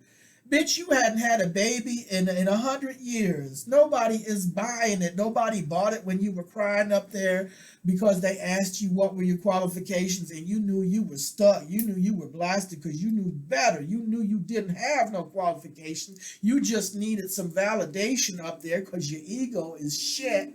And nobody, your family ain't giving you no validation. Your friends ain't giving you no validations. Them chickens sure as shit ain't trying to give you no validation. Okay? So you have to get these big ass mayor posters of yourself and put them up all on the highways, annoying the city and aggravating people because they don't want to see your ugly ass, your 3-tone wig on that motherfucking banner. This bitch had a fucking Sally Beauty Supply wig on. You know them shits that's in the bargain bin right when you walk in. It's like 99 cents. And it's like all the shit that they're about to just throw away because they're tired of having to do inventory for it. And they want to just, see if they can get a couple of pennies for it. That's where that bitch got her hair from. Because she only has 2 strands of hair on her own. She is bald headed. That bitch looked like a motherfucking cancer patient. And she don't even have cancer. She doesn't even have cancer. Her head is she just has a lack of knowledge of doing hair. Now, I'm not a hair person. I'm not a makeup person, but I know when something ain't right. I can tell when a bitch don't know what she's doing. And I'm telling you, this bitch did not know what she's doing. She ran for mayor, got on national television with a fucked up hair, okay? Her hair looked like white trailer trash, all greasy, lip hanging down. And then when she did try to do something, she had this oh my God, it was like uh it was 3 different colors in her hair. It was like her roots, her dark roots. Then she had the bleach, okay? She's like 50, 60 years old. She's got bleach and shit. That summer bleach from like the stuff you get at the grocery store, where you can bleach your own hair. That's what she had, and she still kind of had that. And then she took some clip-on, like half of a wig. It wasn't even a whole wig. It was a clip-on that was like strawberry blonde. So that bitch had 3 different colors, and she ran for mayor like that. And she was so proud of that picture because that was the first time she had any kind of waves, half of a wave in her hair, some kind of body, because them clip-ons at the bottom, they had body, and then the top was just like kind of stuck to her scalp because she doesn't, she has thin and limp hair that you can't do shit with. You have to put some time and money into that shit because it's thin and limp. It's not going to do nothing. It's just not going to hold much very long. You're going to pay $300 or $400 for a fucking hair perm and all that, and your shit's going to go limp right back to how it was in about an hour after. That's the kind of hair she has. And hey, I'm sorry that you haven't been blessed with full hair like some of us, but bitch, put some money and time into it. Put some money and time into it. Do the shit right. But I'm telling you, that whole quote unquote campaign was shambles. It was just shambles. She couldn't even afford real food. You know what she did? She went over there to Walmart.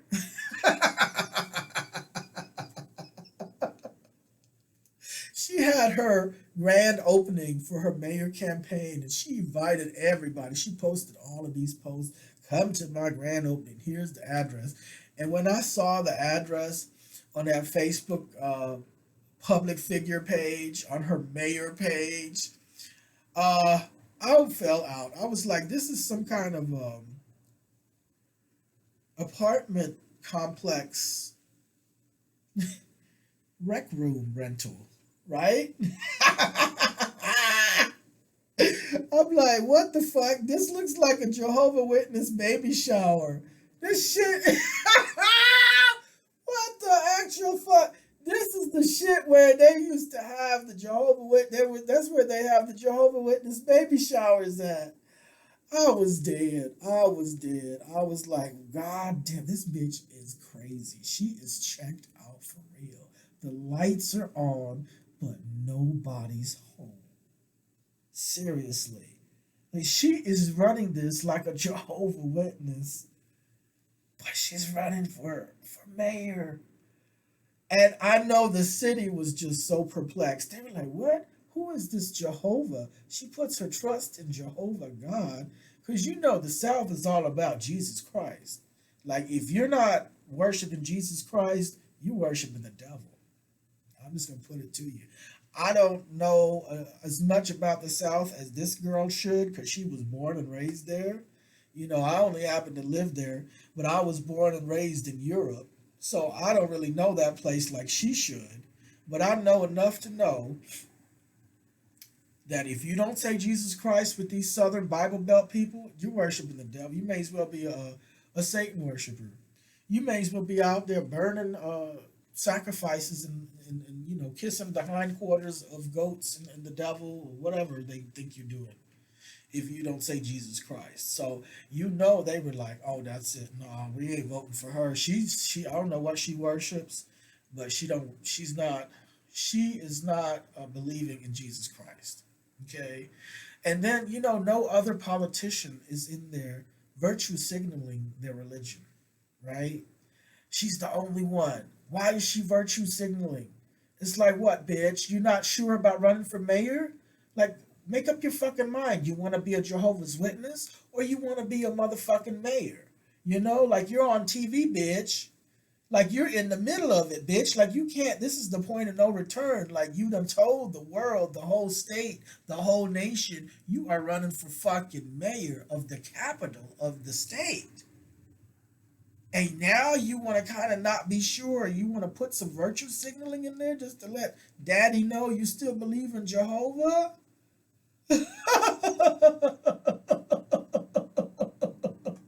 You want to leave a way, where you can still talk to your Jehovah friends and family and still be in the mix with them some kind of way and not be all the way vilified, bitch. You really think these people are your friends? You really don't know that they're talking about you behind your back all the time, like how fucking nuts you are, bitch. And you want to call me crazy, bitch, bitch. I know I'm crazy, but I'm not that flavor of crazy, girl. No, I don't like that flavor. You got your own flavor of crazy, bitch. You going over there with your flavor, bitch. And you are way, way more intense than me with the crazy shit. You're several crazy notches up out. You out there, girl. You are out there. You hear me? I'm no match for your craziness. I thought I was doing something in this world, but until I met you, bitch, I was just like, holy shit. No, she's clocked out. She is way out there. She's gone. She's not. I don't even know if you were ever here. I don't even know if you were ever all here. Like, I'm trying to like remember, like, but I don't really know you that well, so I don't even really know if you were ever all here. Maybe you've always been this fucking crazy, and I just didn't know because I didn't know you all that well. I mean, I knew you, right? But I didn't know you like some people might have known you, like your husband or whatever. I'm sure he might be able to tell somebody.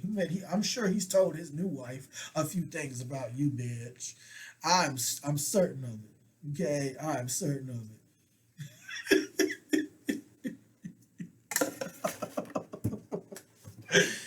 But yeah, she was out there stealing them horse manes up out of there and snatched Gigi, the Wonder Horse, snatched his mane off of him.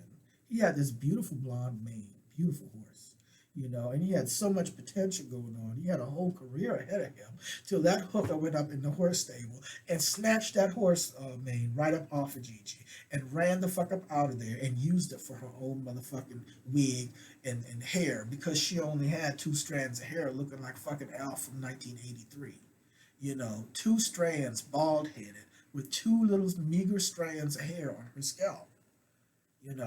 And she took this horse mane and glued that shit into a wig and put that shit on and ran for mayor.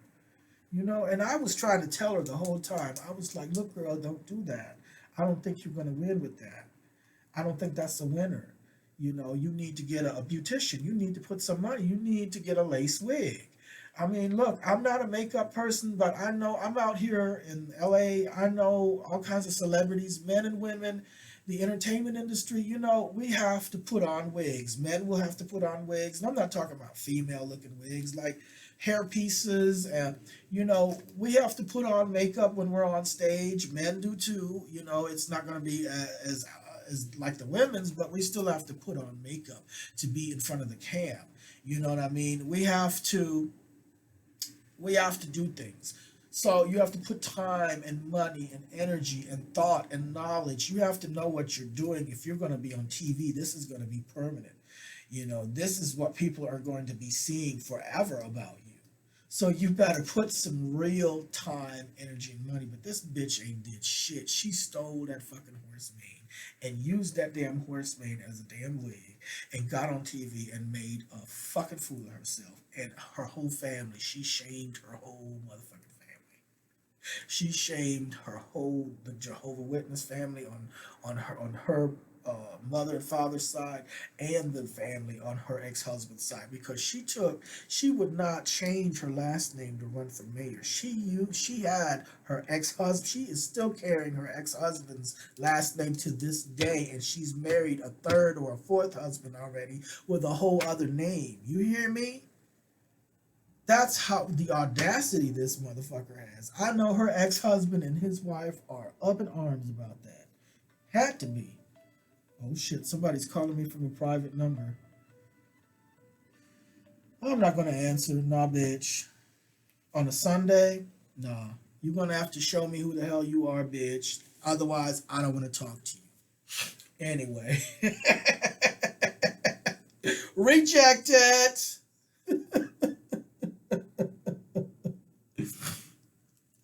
Okay, so what was I saying?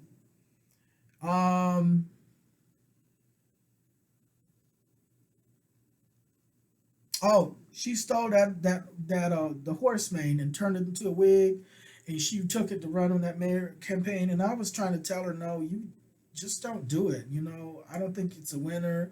I mean, I wasn't being as soft about it or as bubbly or as fluffy about it as I'm now. You know, I was a little more crass about my ways of communicating back in the day to her, but I figured she could take it. You run for mayor, I figure you can take it, bitch. I figure you can see it for what it is, bitch. You know, I brought out all these skeletons that I knew about in your closet because they needed to be worked out, you know? Hell, number one, there was all that child abuse stuff. Okay, now I don't give a fuck what religion you are, but when that's going on, I'm gonna talk about it, especially if you're running for mayor. Bitch, now you're trying to reach out there for some kind of power, and I expect you to use it responsibly and help some kids. Okay, for starters. Okay? Clean up that shit in your closet, in your family motherfucking closet, and that whole network. Let's clean it up. You want to run for mayor and make the city better? Well, let's make the city better for this. You know. So then, yeah, what was I saying about that? Oh, and then the LGBT thing. She's been a bisexual for what, 30, 40 years now? She's been out there doing multiple sex part threesomes with her boyfriends and husbands. And she even tried to get with me, and I didn't want her. Look, I liked her as a friend, but I did not want no threesome. I was, there's some of these people that think just because you're LGBTQIA, or just because you're bisexual, then that's like a ticket for promiscuity and to just have sex with all kinds of people in all kinds of promiscuous ways. That's not me. I don't believe in that. Okay, I'm actually quite conservative.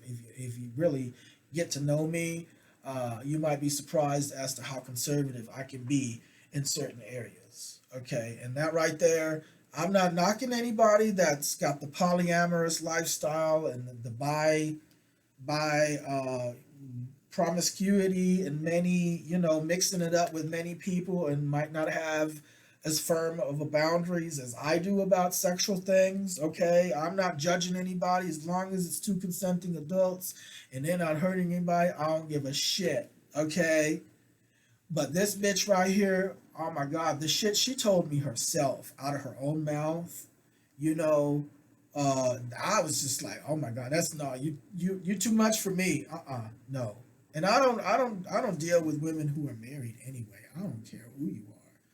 You know what I mean? That's already, first of all, you're already married, and I know you guys might have an open relationship, but I don't get into it. No. I'm gonna need the woman to be all about me. There's not gonna be another man in that picture if I'm in that picture. That's number one. But before we even get to that, you're not my type. Okay, you're not my type. I'm sorry. Not every person is gonna think you're their type. I mean, I love people as a friend, but I'm not trying to get with my friends like that. Okay, that's weird. Even it feels like weird. Like once I friend zoned you, As a woman, that's it. Like that's the way it stays. If I friend zone you, you're not getting out of that friend zone. I'm not hard up like a lot of these guys that just want some coochie and they'll stick it any way they can. I'm not one of these guys. I don't need that. I don't have. I'm not hard up like that. I mean, I like things like any other guy. Don't get me wrong. I'm a red-blooded guy like anyone else, but I'm not desperate. I'm not desperate for shit.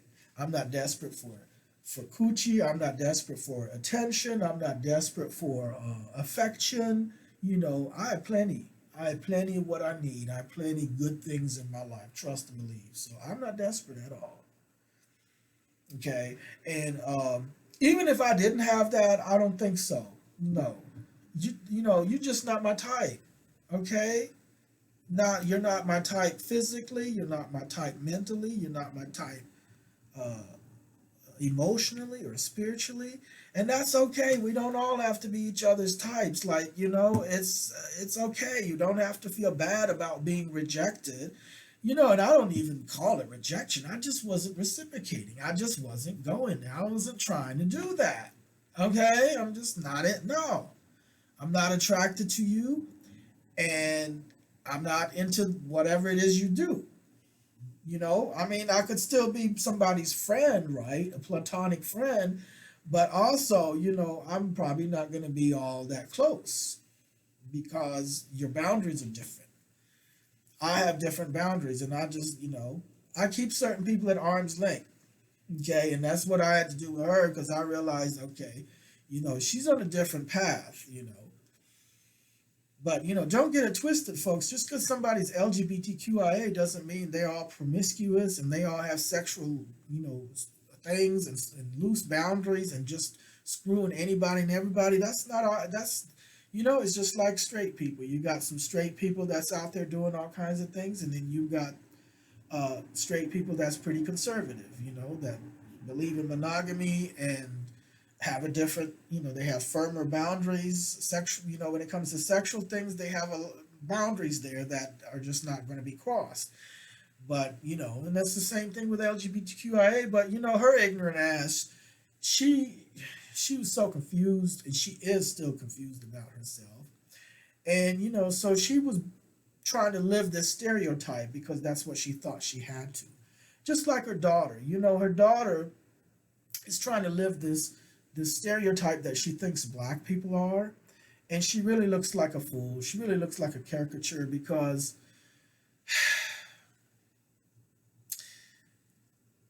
you know that's not what black people are about. That might be what the black people that you're dealing with are about there. But cultural appropriation and all of that is not cool. It's not a cute look. And the thing about that area is that you'll have people play up on you, and tell you, oh yeah, this is cool, and you think you're doing something cool, and they'll have you promote your ignorance and then be setting you up for the fall all along, and it's just it's really just, man, it's really sad to see. It's really sad to see, but that's the kind of level of ignorance you're dealing with. You have that daughter is trying so hard to be everything that she knows her mother and her grandfather hate. They're KKK roots. They got KKK in the family. Her father, he's a Jehovah's Witness elder there, but he's known in the community for having been very, very vocal about his membership and views with the KKK. He grew up in an area called Chisholm there that at one time was whites only, and I think in the 70s and 80s, different kinds of races started moving in that area, and he didn't like it, and he was very vocal about it. He ended up moving out of it, and moving to areas where it was more all white, and then when they kind of started having other races move in, then he moved to another area until that area, and then he moved to another area, and he always had to move to a little bit more expensive area over the years. That's the thing. He had to really pay for it because the city was just integrating more. and he didn't like that. He didn't really like people of color. He don't really like anybody that's, he has varying degrees of tolerance. I think he'll tolerate a Korean person more than a black person, but truth be told, he don't really respect either one. He's got that KKK in him. Even when they become Jehovah's Witnesses and stop going to KKK meetings, you can't pull that out of them. A lot of them, it's so deep ingrained into them. You'll never get them. No, they'll never stop. They'll always be that way. And so yeah, bad move on her part, on old Miss Mayor girl. Bad move because when she ran for mayor, all that came out. I didn't even know about it until she ran for mayor. When we all started having that social media conversation, that's what happens when a person runs for office and they put themselves out there. Everybody starts having a conversation about you, and they start comparing notes, and all this shit came out. It was crazy. Like, I was putting out the stuff I knew, and other people were putting out their stuff that they knew, and we were comparing notes, and we were like, oh, for real? What? So they were sharing what I was bringing out there, and I was sharing what they were bringing out there, and it was just the whole city ended up running her out of town. I'm telling you. She had to go marry that dude that was helping her with them signs, them yard signs, and them campaign crackers. He helped buy them crackers that she had to serve over there in that little rinky-dink rec center at the apartment complex for her mayor grand opening, and she had all the three people show up. All these old men. It was three old men that was her ex-boyfriends. They were like older than her dad. Yeah, she had a daddy complex. She did. Anyway, it was three old men that showed up. They were all her ex-boyfriends from before.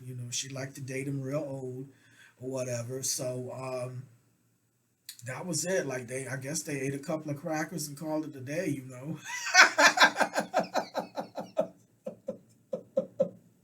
She had no hot cooked food there anyway. She had some half drunk Czech soda bottles, Shasta, or some off brand shit, that she got from the 99-cent store. I mean, wow, you're going to shop at Walmart in the 99-cent store for your campaign? Wow. Like, there was no real food there at all. There was no chicken or ham or mac and cheese, stuff that brings people out. Because people are not going to come to your campaign for nothing. You got to have some stuff there to bring them, to entice them, some good goodies. Nobody's going to come out there for them stale 4th of July crackers. She had old ass crackers from 4th of July. They still had the American flag on it and shit, right? She had them stale ass crackers that Target and Walmart, again, clearance sales, bargain bins, getting ready to throw the shit out if you don't buy it. And this bitch had these old raggedy ass 4th of July cookies and crackers, serving them for her mayor campaign. Yeah. And half drunk soda bottles. Czech soda. Who the fuck drinks Czech soda? Who the fuck drinks soda at a damn mayor campaign, bitch? You better serve some goddamn champagne and wine and some beer and some fucking sparkling water, bitch. Don't be serving me no fucking Czech soda bottles, bitch. And this is half drunk shit you got from your fridge, the back of your fridge. You didn't even clean your fucking fridge all this time. And now you running for mayor. You want to clean your motherfucking fridge, bitch? You want me to be your garbage disposal and vote for your funky, broke down, raggedy ass? Fuck you, bitch. Get the fuck out of here, bitch. Broke down, raggedy and looking ass bitch. With your ill-fitting fucking pantsuit. Looking like you got that from somebody's fucking yard sale. Why you and your daddy got these ill-fitting suits looking like you fucking rigged that shit from somebody's yard sale after their husband died? He got his shit looking like his fucking suit. Damn, that shit is mismatched. Why is the top sky blue and the bottom baby blue? And why the fuck is he wearing baby blue pants as a motherfucking 70-year-old man? He's an elder. He should be wearing black and dark charcoal gray. He ain't wearing no fucking baby blue. What the fuck? That's for babies. That's why it says baby blue, bitch. Ill-fitting ass suit. The fucking cuffs come all the way down to the middle of his hand. And then the fucking shirt is extra small, like extra medium. It's not even a real size. It's like one of these funky sizes that you get from a consignment store. Extra medium. Bitch, you don't need to be wearing nothing that has the word medium in it, bitch. You hear me? You are not medium, bitch. Your belly is swole. You need a large or extra large for that round ass swole belly. You got that beer belly. You've been drinking that liquor on the sly. That's what I'm gonna tell you what he looks like. He looks like he's been drinking that fucking liquor like a Hoover vacuum cleaner on steroids, been sucking on them liquor bottles for decades and decades on the down low. And now you can't wear real fitting clothes because your belly is swole and cortisol like from all that alcohol abuse because you're an alcoholic, not alcoholic, but alcoholic, okay? There is a difference. Figure it out, okay? Your fucking shirt is all tight.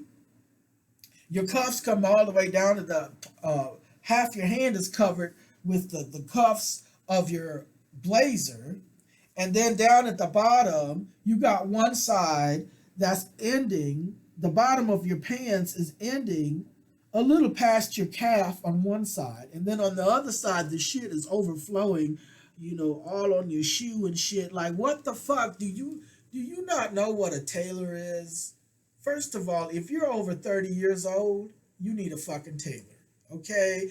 Why are you walking around looking like a goddamn kid who fell in the dumpster somewhere and got some old widow's clothing that she threw away from her dead husband? Why are you looking like you wearing somebody dead husband's fucking clothes?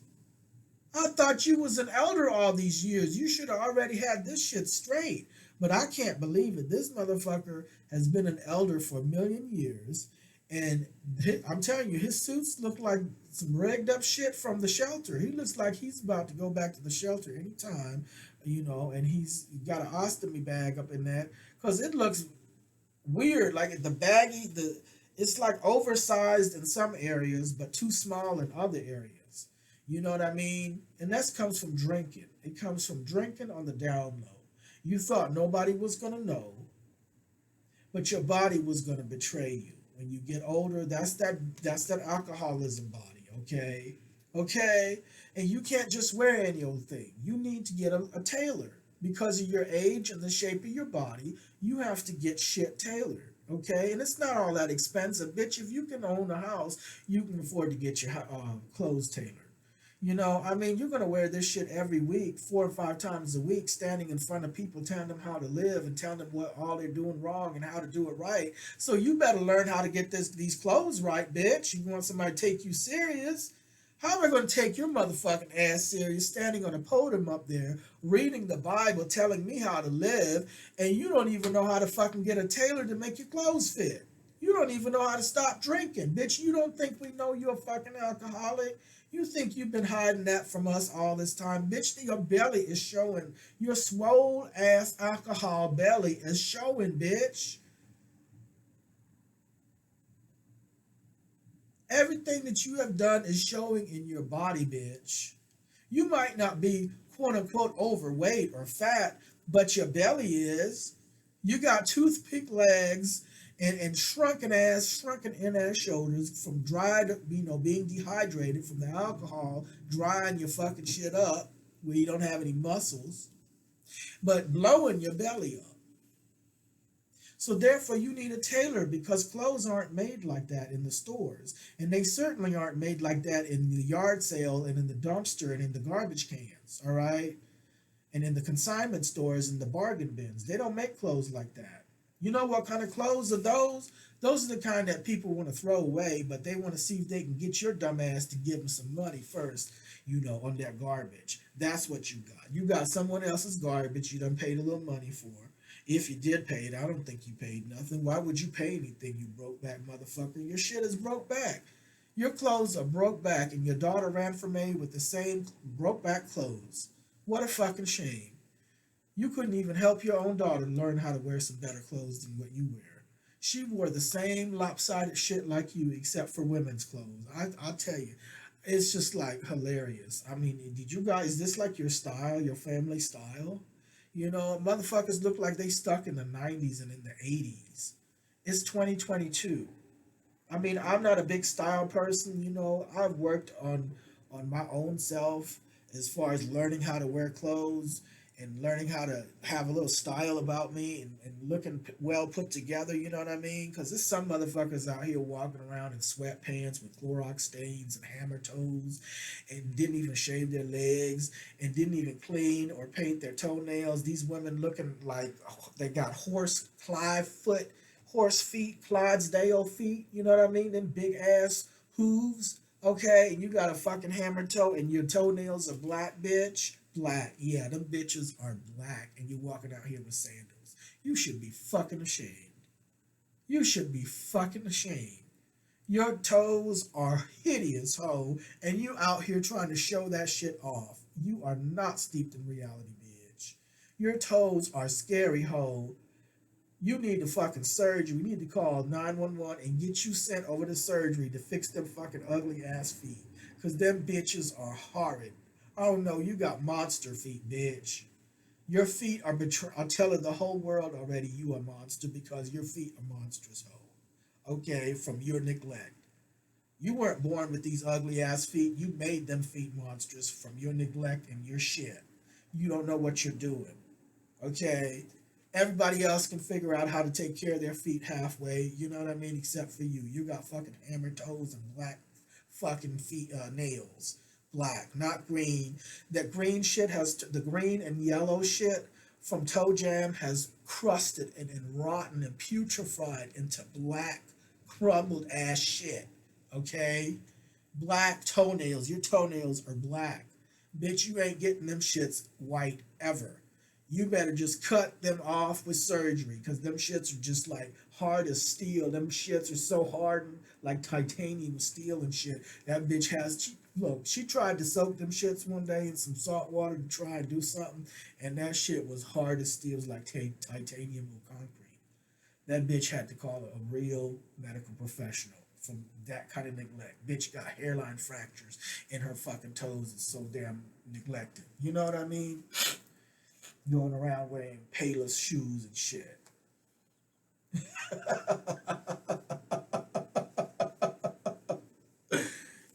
I mean, you can wear those Payless shoes at home here and there, but if you're walking every day, working and doing stuff, you might want to put a little bit more money into a quality shoe, bitch. Lest you want your feet injured and fucked up like you have been. But hey, some people are just hard of learning. They just take a long time to learn certain things. They might be okay in learning other things, but yeah, I tell you, this mayor bitch, she didn't know how to dress. Like I said, she had that ill-fitting pantsuit, and I was like, what the actual hell? When I saw that, like the first time I realized she was running for mayor, it was that picture with that ill-fitting baby blue and sky blue pantsuit. And she was standing there looking proud next to this little yard sign thing. And it said Ferrari for mayor. And I was like, it didn't even register that it was her. Like, that was like, no, not even possible. Like, what? Like, it was not registering. Like, it took me a while to process this picture that I saw. Because when I saw that, I was like, oh, must be one of her in-laws running for mayor. She's supporting one of her in-laws, right? Because it didn't register that the picture on the banner was her. She was the fucker running for mayor. Like, it was not processing. No. Like, when this is so out of what this is supposed to be, like the norm, or at least what you know of this person. Woo!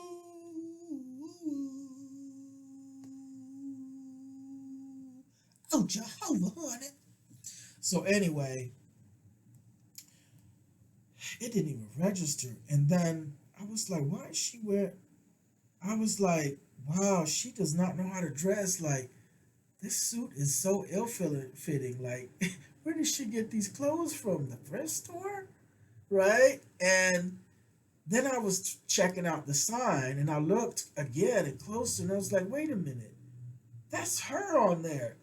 What? She's running for mayor? Hell no. What? Hell no. What? Because I immediately was like, oh, hell no. What?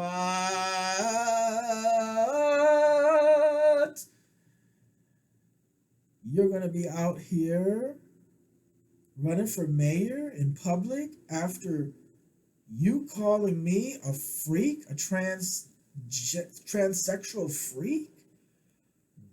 What? And you know I still have those screenshots.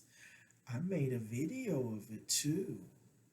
I got those things on video. And you're about to try and run for mayor? And I have all this other stuff that needs to be known about you know what? Oh, girl. Yes! I was like, yes! Yes! That was a godsend. I was like, God damn, this is like a miracle. Like, I was like, thank you, Jehovah H. God. Jehovah H. God. Thank you. Thank you. Jehovah H. God has blessed me upon that day. Jehovah H. God was smiling upon my head that day. And he said, I am about to bless you and bestow you with a once in a lifetime opportunity. You better take advantage of this opportunity and use this mayor platform to get it all out as best as you can because Jehovah H. God is going to help you. And I said, thank you, Jehovah H. God. And we together, her, me, and Jehovah H. God, we were a team.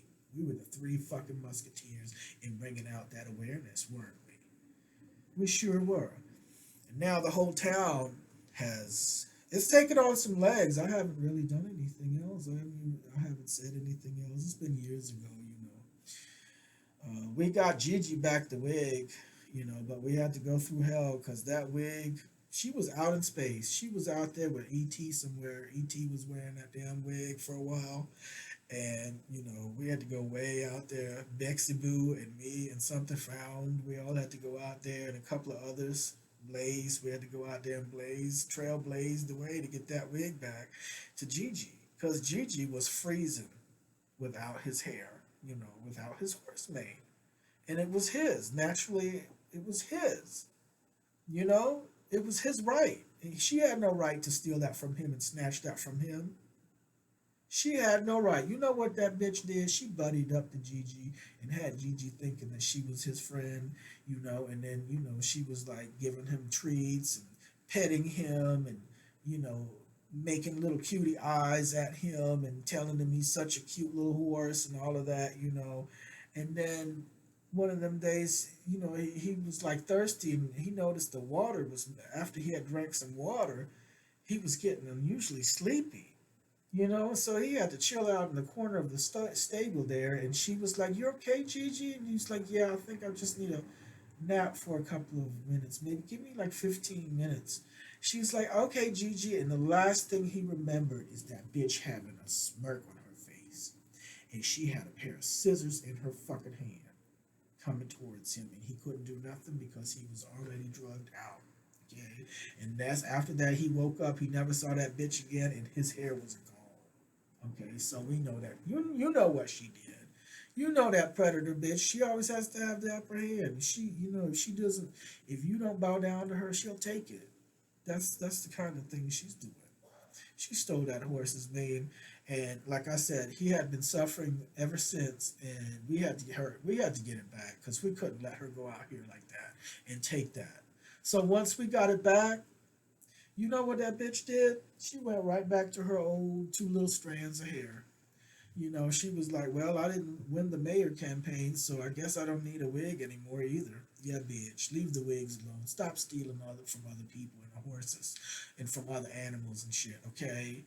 Get your own shit, bitch.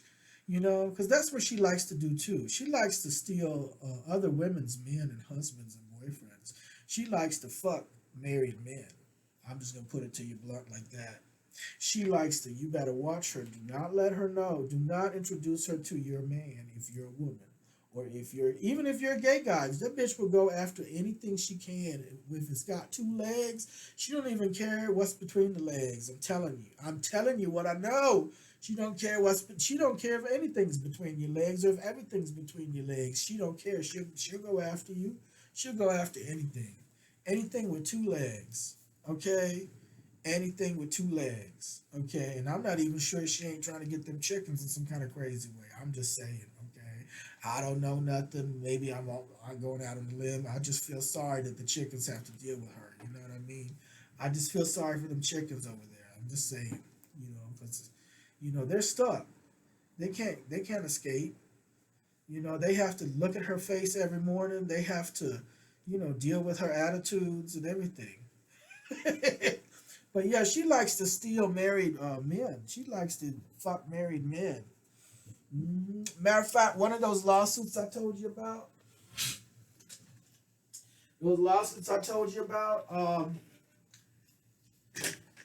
one of them, she had an illicit affair.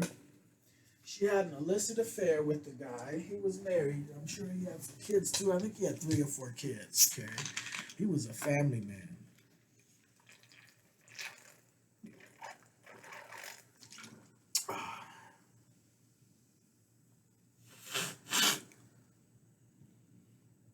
My nose is stuffy. He was a family man. And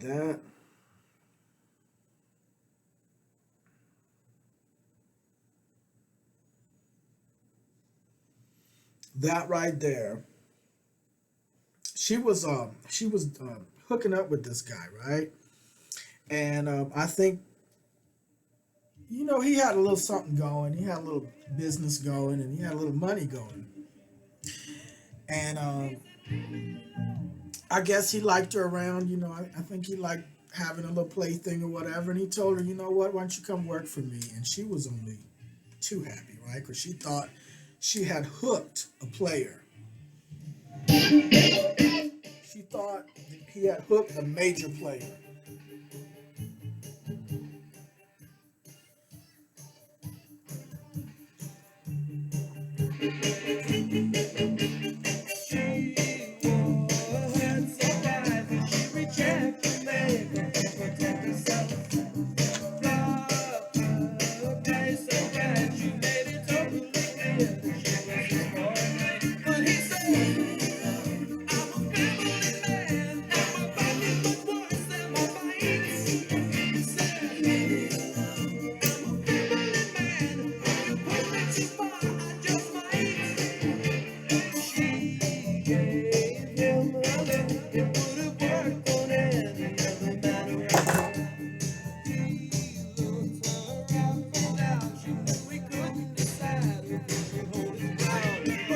Leave me alone.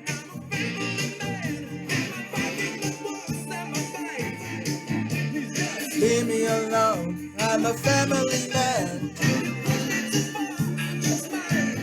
Yeah. So she likes family men. She likes them married. She don't want them single.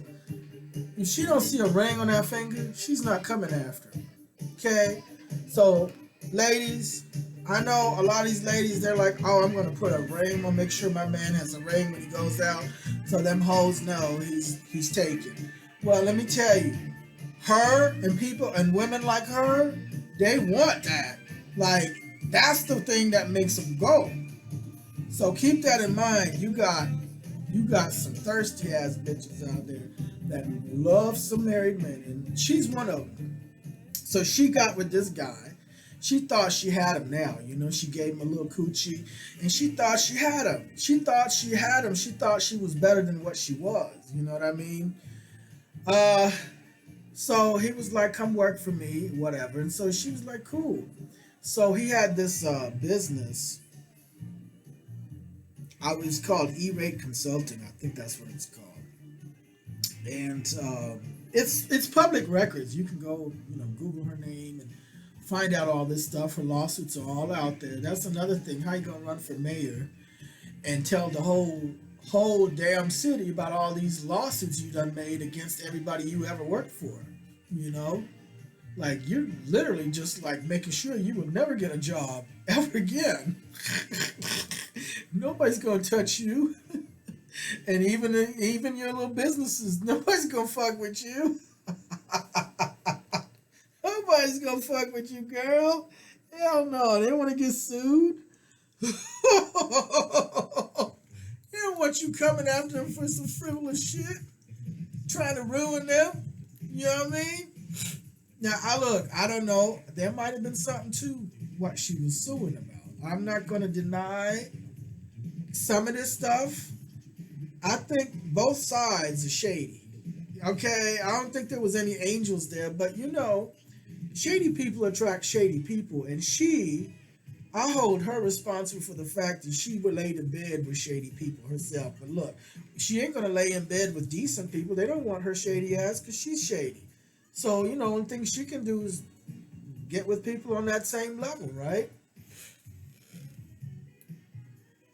So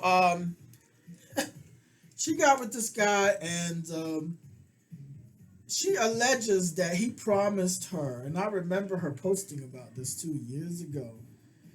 He promised her, that's why she's suing now, that he promised her, she's suing him for a couple of things. One of them is he promised her a house, a car. Make sure I get all this right. He promised her a house of her own. He was going to give her a house. He was going to buy her a brand new car and a new wardrobe, some kind of Kristen Ann Warden, or I don't know, some kind of name brand fancy wardrobe. I'm sure it was several $1,000s. Once she started working for him, okay? And he didn't deliver. He didn't deliver on the promise. And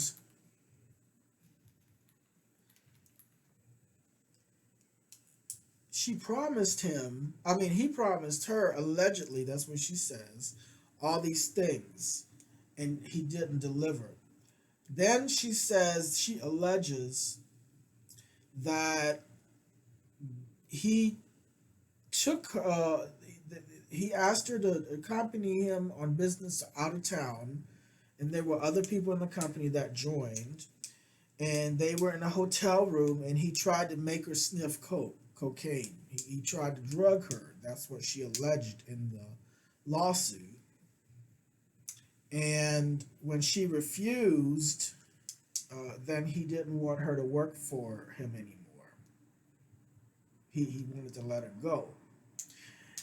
And the next day or the next following Monday, because I think this might have been on a weekend or something, the following Monday or whatever, the next day, he didn't want her to work for her anymore. I think that's how it went. And then she wanted severance pay since he didn't want her to work for him anymore. She wanted severance pay for X amount, maybe several months to a year. She wanted like $5,000 a month severance pay. And she told him if he wasn't going to give her that, then she was going to go to his wife and tell his wife that they had been having an affair. Yes. Now this is the information in the lawsuit. It's allegations, right? It's allegations.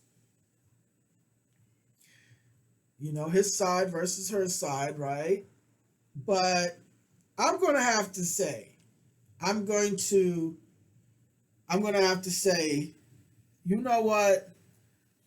I don't know if either there's. I don't think there's this angel here on either side.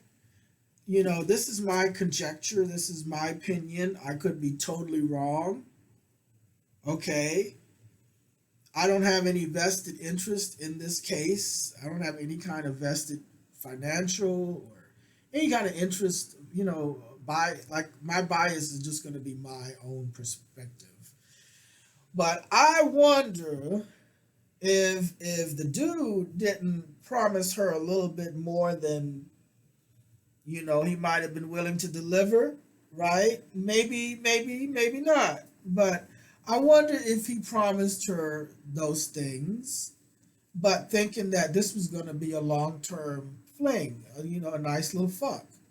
You know what I mean? I mean, look, maybe she was doing something for him that he was appreciative of, and he wanted to keep her around a little while. So, in order to be able to do that, to be able to be legitimately seen with her, why not just make her his? What was she supposed to be? His presidential executive secretary, executive assistants, some kind of fancy fucking name for side hoe, basically. Okay, don't tell me you are a fucking executive assistant to the president of the company, the CEO of the company. Bitch, you're a fucking side hoe. Okay, you're on your fucking knees in the back room sucking dick and bending over, touching your toes, getting God knows what done to your body. Okay, okay. Give me no fucking executive assistant, executive secretary, executive VIP, some this and that. Fuck no, bitch. We know exactly what you're doing, bitch. Okay. And she was like, you better give me this money since I thought I was going to have me a house and a car. You promised me all this shit. And now that I don't want to do the way you want to do it, because I think he might have wanted to hoe her out to his friends. I think, they were partying and he had some other men there in the hotel. And, he was trying to pass the goodies around. Shit, like a blunt, like a joint, like a pre-roll, pass, puff, puff, pass. Let everybody dip their sausage in that thing. And she was like, no, you bitches need to pay me for this. I don't get paid enough now. What's what? And he said, well, look, I'll get you a house. I'll buy you a car, a new wardrobe. She was like, okay, well, maybe we'll do that. And then maybe, she probably was like, all right, I'll let your friends hit it. Okay, let's party. Let's do it. And there was probably a couple of females in there that she probably wanted to get with too. You know how she does. I told you. She's one of those kind. And then, the next week it was like, okay, where's my house? Well, let's just wait a little while. What do you mean? No, you told me you was gonna get me a house this week and a car. And he was like, well, this and this happened, blah, blah, blah, let's wait. And she was like, no, I need it now. And he was like, you know what? This isn't working. I'm just gonna need you to go. Because he was like, this pussy is too much hassle. This side bitch is not even all that good for me to go through all this heartache now with her and this shit, with this house and this car. She didn't even deliver the way that we thought that she would last night, and she was like pissed at that. And he probably was like, you know what, just go. Just go. And she was probably like, what? No, you know what? If you don't give me severance pay, at least $5,000 a month for the next year, I'm going to tell your wife. And you know what he said? He said, go ahead. He was like, go ahead. So she did. But then she claimed she reported him for some of the shady things he did. There was some legal issues. I don't know exactly what was what. But allegedly the guy was stealing money, like federal funds for schools. That he was like I think he was, I might be wrong, like a middleman. His company was like a middleman between federal funds that were supposed to go to schools. So I don't know if it was like having to do with grants, but allegedly he was dipping in those funds and pocketing them personally to the tune of $1 million or so. Like, this is like a lot of damn money. And no wonder Shano was trying to hook up with him, you know, crooked ass Shano. No wonder, you know what I mean? She was like attracted like a bee to honey. And she was like, "Oh, he's married too. Oh, he's sexier than ever." I didn't know he was married. Now that I know he's married, he's sexier than ever to me.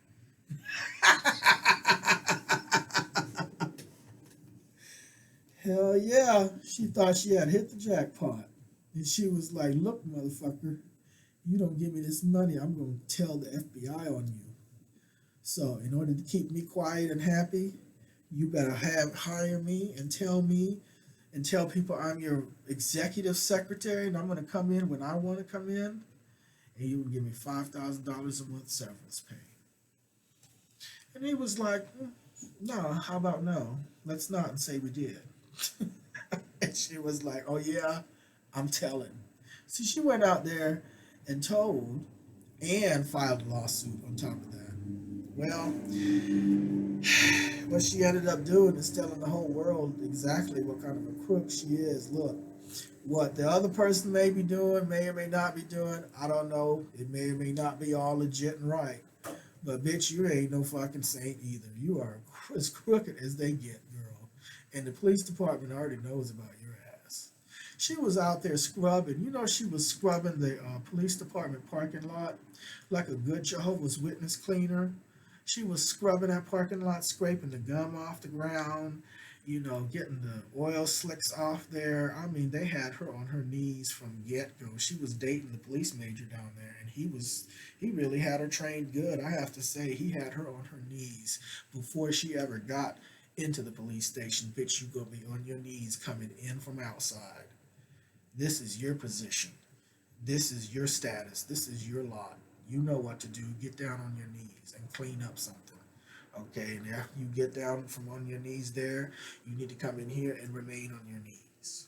Okay, and she was just like, yeah, okay. She was so desperate for votes, she was doing whatever. She was going door to door like a Jehovah's Witness or like a Mormon, knocking on people's doors, begging them to vote for her. That's how desperate she was for validation, and she really thought she had a chance, man. It was just really insane. But yeah, she loves the married men.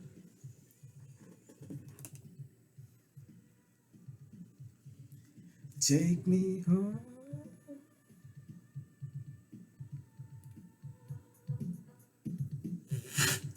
I don't know why my nose is so stuffed up. Will you take me home?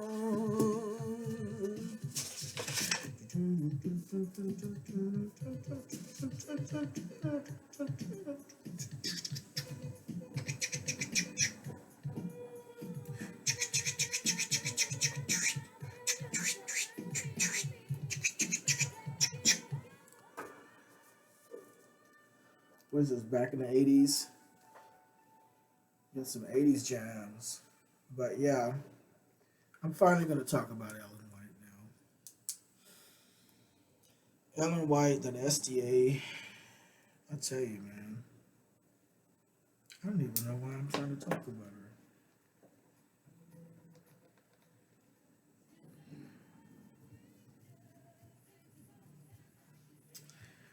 Forget about Ellen White.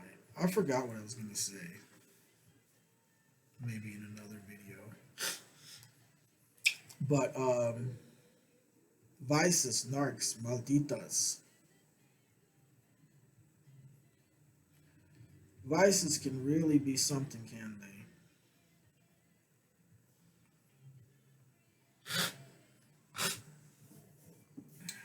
How you deal with vices, you know, we all fall short many times in dealing with them, probably as best as we can. But I'm always of the frame of mind that continuing to try and work on it, having that going lifelong, you know, is really the key to just giving yourself the best chance of processing them and turning your vices into allies, transforming them, transition. Everything in life is about transition, you see. If you boil down life to one word, it would be a word that would reflect some direction towards transition, growth. You can't have life without growth. If you're not growing, you're dead. You're stagnant. You're stuck. You're not living. If you're stuck in some kind of way in life, you're not living life to the full extent that you can. You're not at your optimum. You're not getting the most out of life.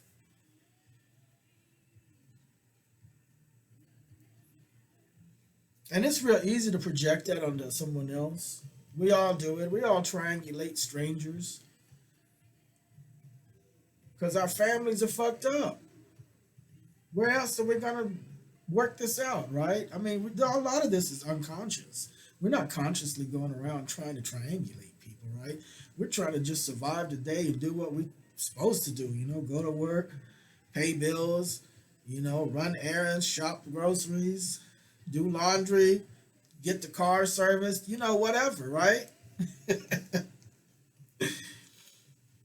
But sometimes we've got an unconscious key in these situations, and the ego is not going to let you see that. It takes a little bit more.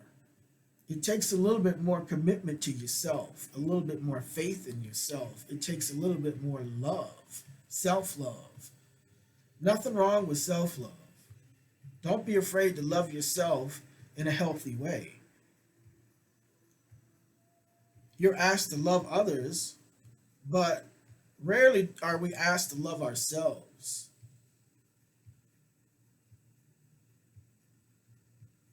I'm talking about a healthy self-love, not an arrogant, egocentric, better than thou love. No, I'm talking about a healthy self-love, because that kind of, if you're able to love yourself in a healthy way, you're able to love others just the same as yourself. And they ain't gonna know it. You don't have to tell them. I mean, you might want to tell them enough, to keep things healthy, but I'm saying they will know. They're gonna experience it day in and day out. That's true love. Whatever the kind it may be, whether it's a romantic or platonic, or the kind of love you have for children, or the kind of love you have for your parents, or the kind of love you have for a friend. They're going to know it and experience it, you see. But when you give up on yourself, you also give up on working on those vices. Because these are your vices, be they alcohol or overweight, a lack of fitness. I'll say a lack of fitness because I think that's a combination. It's a combination of overeating and overeating the wrong kinds of foods and over consuming caloric dense beverages, be they alcoholic or soda or juices or whatever. And also a lack of proper exercise, regular exercise, being active. But, whatever the vice is, gambling, a certain mental illness that may, to some extent, can be helped if there's some work you do on yourself, right? I mean, mental illness, some of them, there's a lot that may not be in a person's control, but for perhaps others, there are some things that person can do, and it may not be easy. Like, when you're talking about mental illness and mental health issues, some of that stuff is a lifetime of challenge in dealing with it, and I say challenge lightly because some of this stuff, it's almost impossible, but you can't afford to look at it as being impossible. You can't afford it no matter how bleak things may look for you. You just don't want to give up on yourself. That's the whole point I'm trying to come across here with. So vices, sometimes they like to show up in weird ways. They like to fuck with you. Vices, I should roast the vices, because them motherfuckers will fuck with you. They'll show up as a person in your life. They'll show up as an experience at the grocery store in your life. They'll show up as food, they'll show up under the guise of being something that you like and enjoy, that you might indulge in way too much for your own good. You know those things I'm talking about. We all have it. None of us is exempt. Some of us may try to play that role like we're exempt. And if we can get you to believe that narrative, then for whatever reason, if you want to buy somebody's book or, have them coach you and tell you something that they themselves aren't really trying to really figure out, but, they have you believing that they have figured it out. And, look, we're all just human. But you can't be giving up on yourself. You can't. You can, but then if you come after people like me who will call your shit out, like, I don't care that you down and out and you come after me in a horrible way, and now you're sorry because you didn't mean it and you didn't know what you were thinking, and and this and that. Hey, we all go through something. We all have a cross to bear. You're not the only one who's hurting and struggling out here. Bitch, we all are hurting and struggling in some way. We're just not showing it. All these little fancy Facebook pictures. Facebook, fine and glamorous, and real life, horrible. Okay? Let's get it right. We all can put a little Snapchat filter on our face and look like a glamorous celebrity sitting in a fucking studio apartment with bars on the windows and shit. Sitting in a fucking trailer out in a chicken trailer out in Mississippi with $3 beer cans and shit. We can all do that.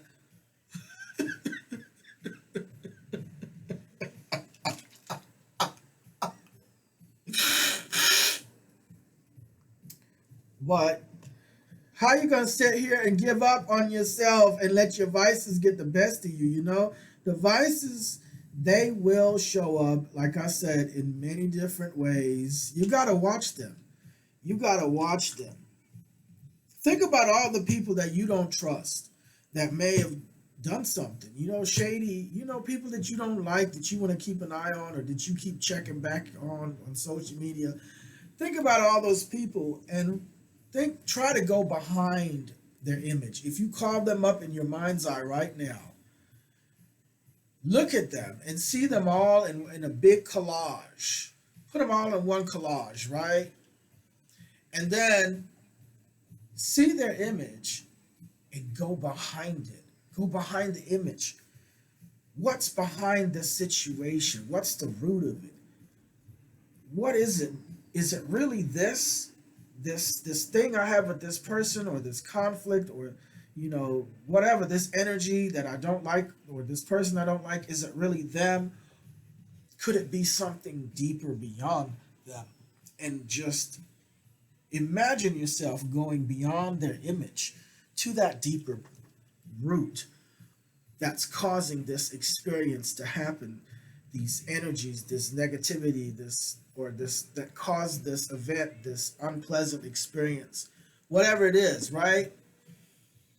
It's just an exercise, right? But it's like sometimes you can find some really, really deep nuggets about yourself, especially if it's a pattern that you see happening.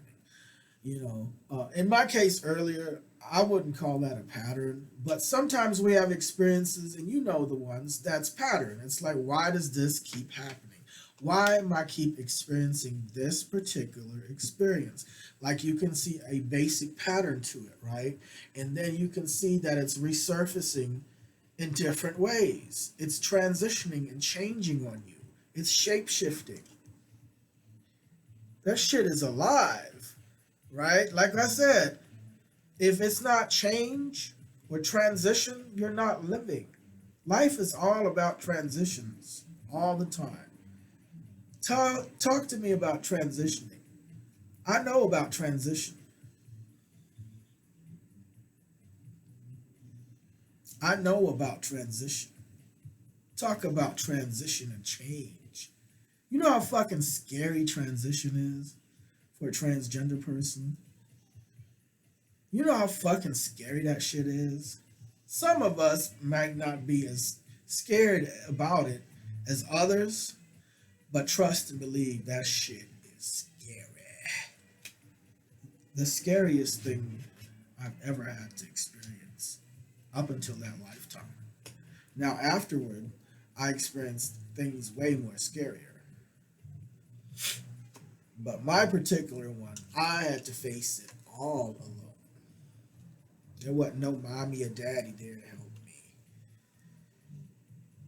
And I had to face it in a totally different, strange, far away country on a whole other continent I didn't know nothing about, never have been, didn't have one single friend when I touched down from the plane.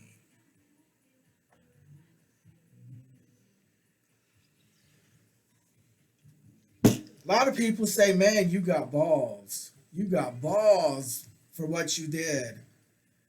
I don't know. I was scared as shit every step of the way. I wasn't going out there like, yeah, I got this. Fuck no. Every step, I was like, oh my God, what am I doing? I'm so scared. I mean, I had to do this shit alone. You hear me? Now look, I don't feel entitled to anyone's time or energy or resource. I don't give a damn who you are. What if you just so happen to be genetically related to me? You know, there's plenty of people genetically related to me on Ancestry DNA, and I don't know them from Adam, and I probably never will know them from Adam. You know, there's thousands of these people that I'm genetically related to. It puts it in perspective, shit, you know? You see these people that are your cousins and they're complete strangers. You don't have no connection to them. And it's like thousands and thousands and thousands of these people. Okay, you know, so that's what I'm saying. But it takes bravery because change is all about the unknown, stepping into the unknown, you know, and I'm very grateful for my experience, my transition. It is like, it is gold to me. It is golden. It is huge. And I'm very grateful to have gone through it. It was very, very scary, very painful, very, very, very, very, very painful for a long, long, long, long time. Recovery was very, very long. It took a lot out of me too for some years. It took me some years to recover and to regroup and recharge. But here I am, and I'm thankful for it. It went very well, better than expected. I mean, I could have lost my life. You know, that was a real risk. And I think everyone should have the opportunity, at least once in your life, to lay down, to be willing to lay down your life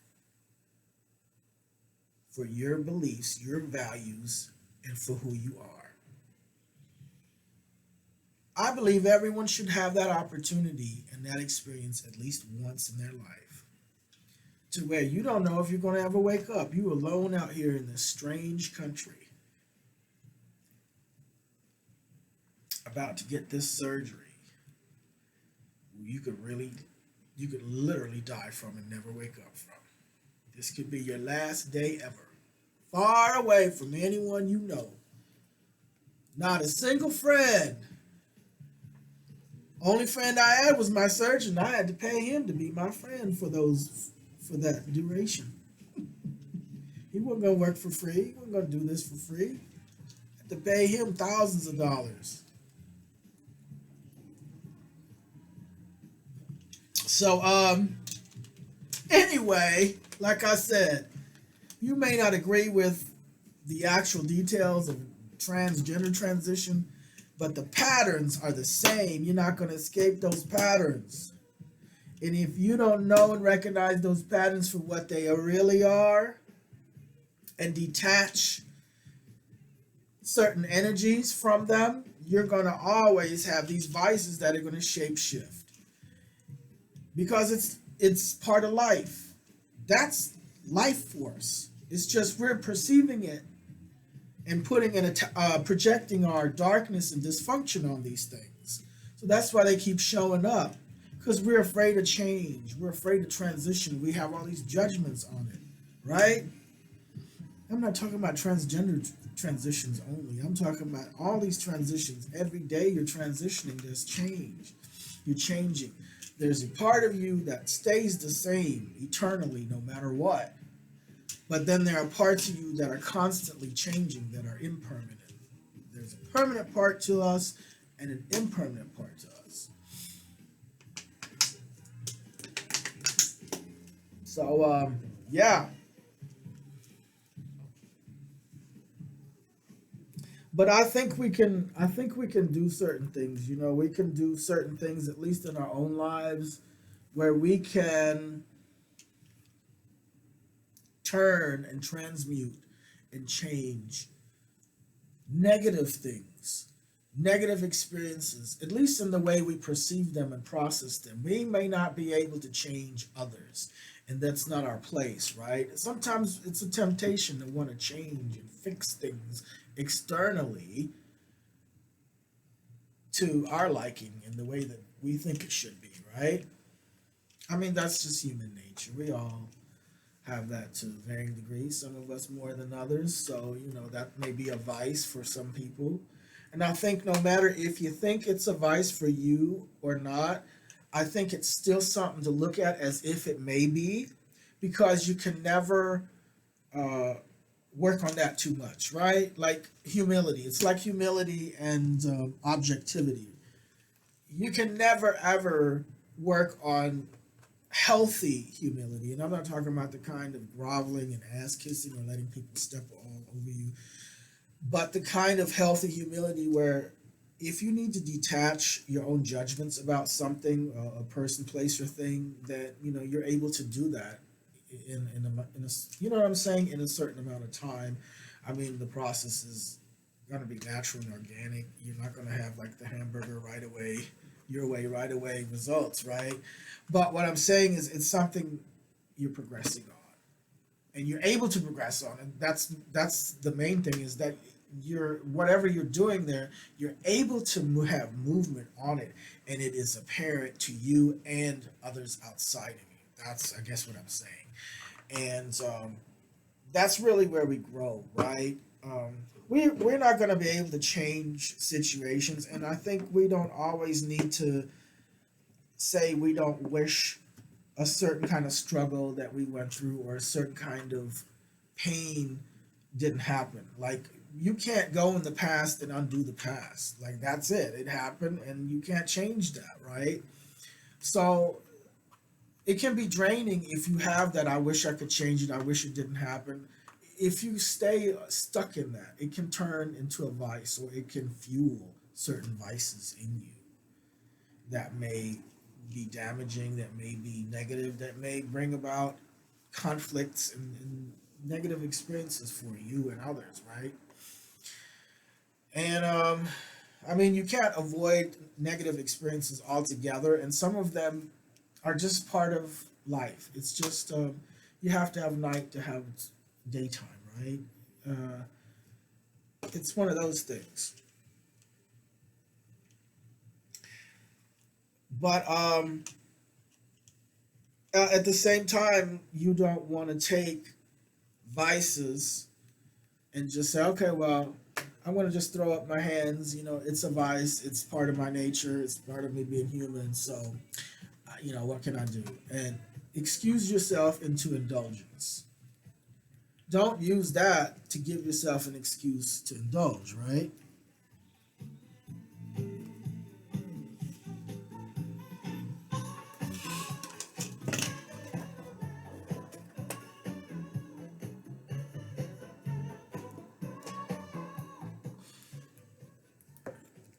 That's another thing we like to do is like to use excuses to excuse ourselves from having to do the hard work, the hard growth, right?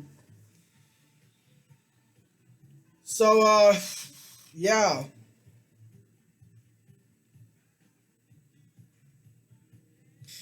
processing this experience, this grocery store experience.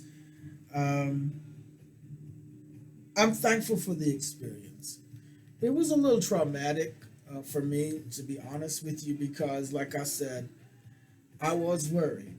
I was worried that perhaps this lady was going to get me shot. I mean, I had seen some things out here in LA, as far as like police is concerned. And like I said, there's nice police officers there that's really cool. I know I've come across quite a few in Monrovia, really cool. And I feel safe with them. But I've seen some of the LA cops, and I've dealt with some of them over there at Venice Beach. Um, it's scary. I felt I felt as safe with those cops as I would feel in Compton with some gangs that were like ready to just bust me. You know what I mean? Like there would be no difference to me because it's just like one false. We already got our finger on the trigger on you. We don't care if it's just a can of beer. We're gonna shoot your ass if you make one false move, and there will be nothing you can do about it. That's exactly the message I got. It wasn't said that way, but man, talk about a sense of powerlessness, man. Like, you have these legal rights. Sure, you can say, well, you can't do this, you can't do that. But when somebody has an AR rifle in their hand, they're not pointing at you yet, but they're out of their vehicle and they have a fucking AR. Like, I've never had anyone pull an AR on me. That shit is scary. That shit is scary. And I realized I was so aware of my physical features. And something internally kept telling me, move slowly, don't give any pushback. Just give them what they want and get them the fuck out of here over this beer can. Do not assert your rights because they want to shoot you. They're going to shoot you. Like I said, it was 5 of those SUVs. They didn't know me from Adam. All I had was a beer can. All I had on was swimming trunks. And they stood there and had those guns out over a beer can. Okay. That right there is a very traumatic experience. Okay. And yeah, what can I say? It happens to people all the time. But one thing you need to realize is that when you have such things going on, and when somebody wants to dominate and overpower you like that, even at that, as long as you're centered inside and you're in touch with your higher self, they have this saying, you may be able to kill the body, but you can't kill the spirit. And you get in touch with your real power. Not the kind that lashes out, that retaliates back at this domination, control of powerlessness, right, over you. Um, that's not real power. That is weakness and fear. Fear makes people turn into anger and lashing out because it's a compensation mechanism, right? When it's really fear at the bottom of that. See, this is, again, we're going beyond that surface image, the surface experience, and we're going past it a few levels. We're trying to get to the root, to the core root of it. The core pattern. What are we looking at there, right?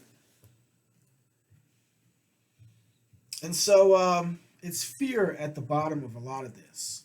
And what are we afraid of? What is it what keeps you up at night? What worries you? Could it be your mortgage? Could it be your health? Maybe it's your children. Maybe the children are getting older and you're fearful of them leaving home too soon. You're having a hard time dealing with your kids becoming adults. Or maybe it's your health on some level. Maybe you've had some bad news with the doctor and you're worried. Maybe you're fearful of your spouse cheating on you. Maybe you're fearful of losing your job. Maybe you've had an interaction with a customer there, and you did something that wasn't quite right, and you didn't want to take responsibility, and now this is the situation. You're worried about maybe possibly losing your job, and it's worrying you, and now it's Christmas time. You got to worry about getting all of this for Thanksgiving and for Christmas, and you don't have any money because you didn't get a pay raise because you didn't, like I said, you got into it with somebody at the grocery store, one of the customers, and you should have been a little bit more professional, but you didn't really want to take responsibility. You're still trying to make it seem like somebody did something wrong to you, like now they're taking the customer side and boo hoo hoo hoo, boo hoo to you, coo. And hey, life is a bitch because you're a bitch, but you didn't want to act right, and your vices done got the best of you, and that customer's vices got the best of him, and he went a little extra on you too. He wrote the damn president and got Biden and Donald Trump on your ass. Both of them presidents came into the grocery store demanding to have a talk with you. You know what I mean? And that was a new one on you too.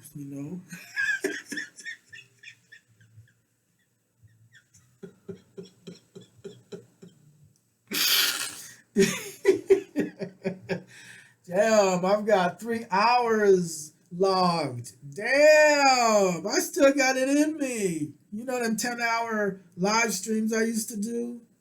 Fuck yeah, I still got it in me. I still got it in me. Who's with me after the 3 hour mark? Damn, if you're with me, damn, you must be a loyal fan or a hater. I know I got some haters listening in. I got some dislikers, people that don't like me, that don't want to see me do nice. They got in their heart, they're full of ice. I'm just kidding. I got a few people that shade me, and I understand. Like I said, I've roasted the people back in the past, so severals of those are. Damn, if you're still listening, damn. I'm taking up way too much space in your life. I'm telling you.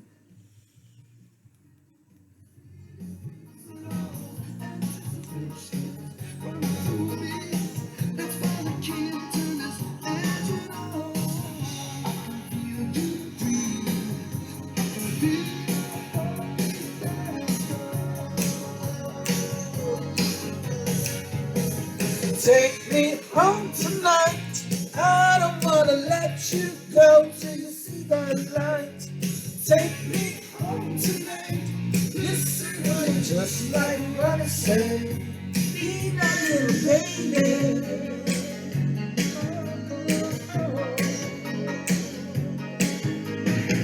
I can't find you in all the storms. I hate to sleep alone. I need some company. A guardian angel to keep me warm. Cold winds blow. I can feel you breathe. I can feel your heartbeat faster. Take me home tonight. I don't wanna let you go till you see the light. Take me home tonight. Listen, honey, just like what you say.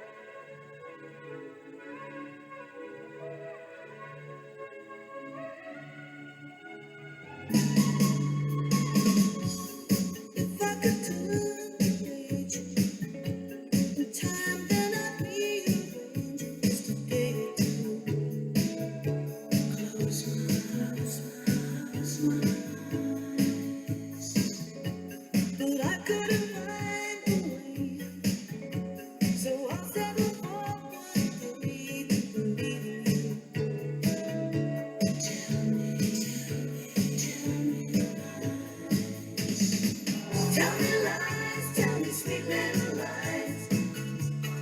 Tell me lies, tell me lies. Oh no, no, you can't this time. All right, I am back. Oh yeah, I'm back. Tell me lies, sweet little lies. I had to get a beverage. This is muscle milk. 32 grams of protein. 32 grams.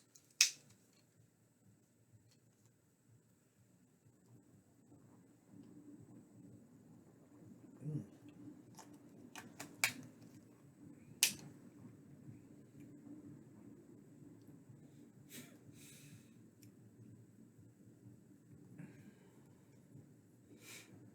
All right. So what was I talking about before? Vices, changing, shape-shifting vices, Narcs and Malditas. Aha.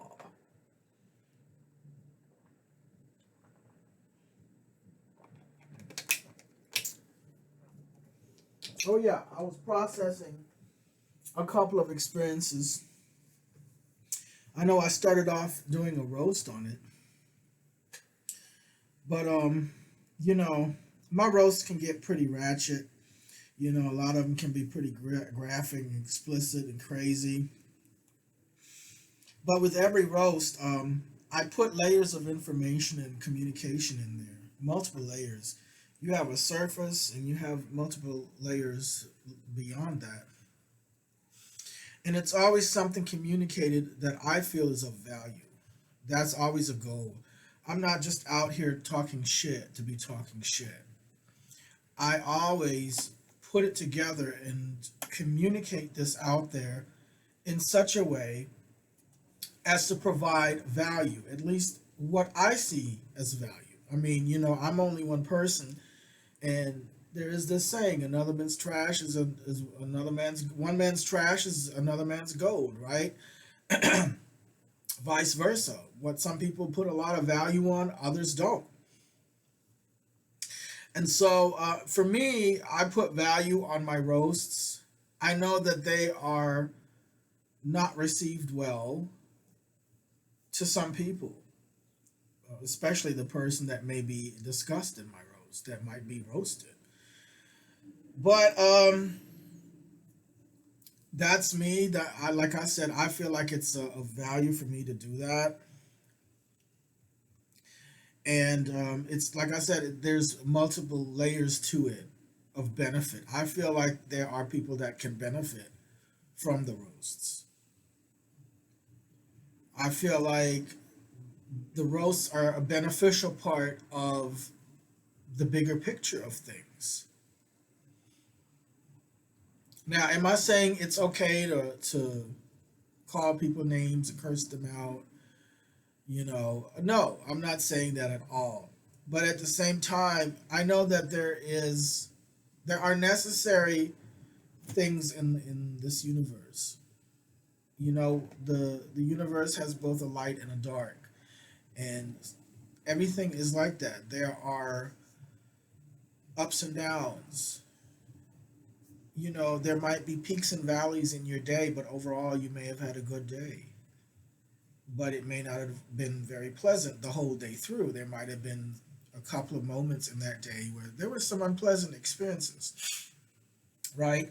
But because the way you process that experience, now you've been able to take some benefit from it, and you've been able to use your creativity to do it. And creativity is a big part of life. A lot of people don't see creativity as that important, but when you're working a job, I don't care what you're doing. You might be sweeping the floor, you might be a janitor, you know, thinking that you have one of the most mundane jobs in the world. You might be sitting in an office working behind a computer all day and not really seeing your job as the way you might be able to see it. But um, each of these require a great deal of creativity every day. If you're an accountant, you have to have a lot of creativity. You're dealing with people. If you're a janitor, you have to have a lot of creativity because you're still dealing with people. You're dealing with a boss that's going to look and check and see if your stuff is clean and pay you your paycheck, hopefully. If you're a brain surgeon, if you're somebody that works in the lab all day, you're still dealing with people. You're dealing with yourself. And that requires a great deal of creativity. Disciplining yourself to do the work that is required to deal with the stress and the pressure of a job, a 40-hour plus work week, a steady paycheck. When you get a steady paycheck, there are things you have to give up. You have to give up a certain amount of time and energy, and you're going to have to be able to deal with a certain amount of pressure. You know, you're not going to get X amount of money to pay your bills if you're not able to do that. And you're going to have to be able to deal with that pressure day in and day out for long, long periods, long term, you know.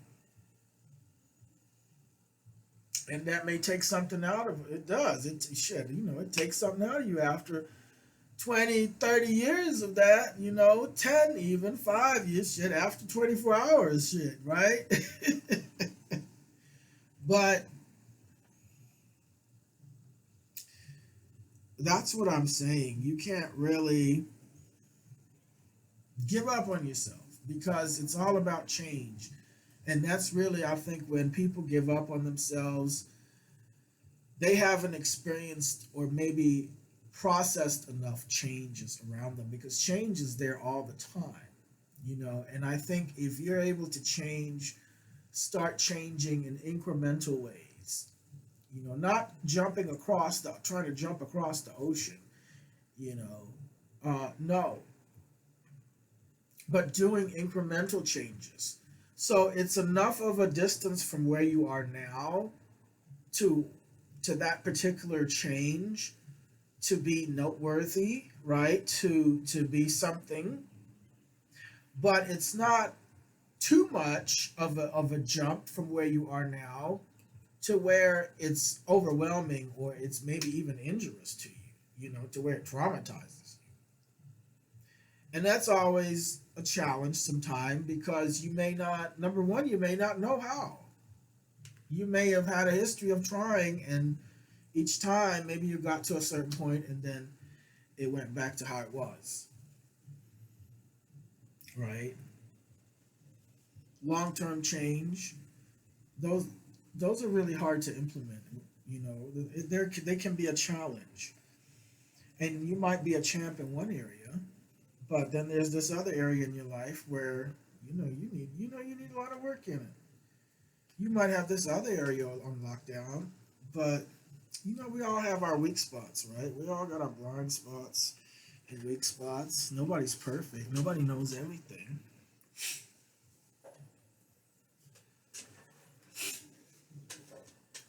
But yeah, I think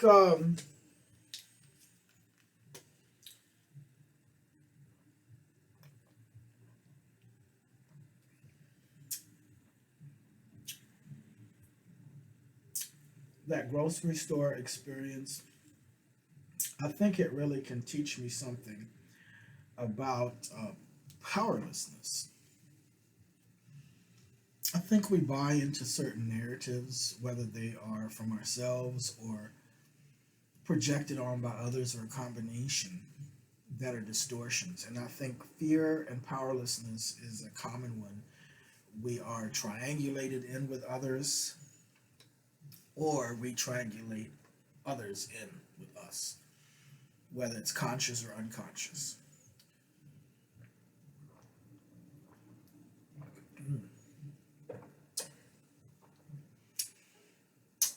Because people who are bullies, people who are predators, again, they're working on fear. That is actually fear-based behavior. Narcissist, psychopath, sociopath, at the root core of that, I see it as a fear-based mentality, fear-based. Fear is at the core of it.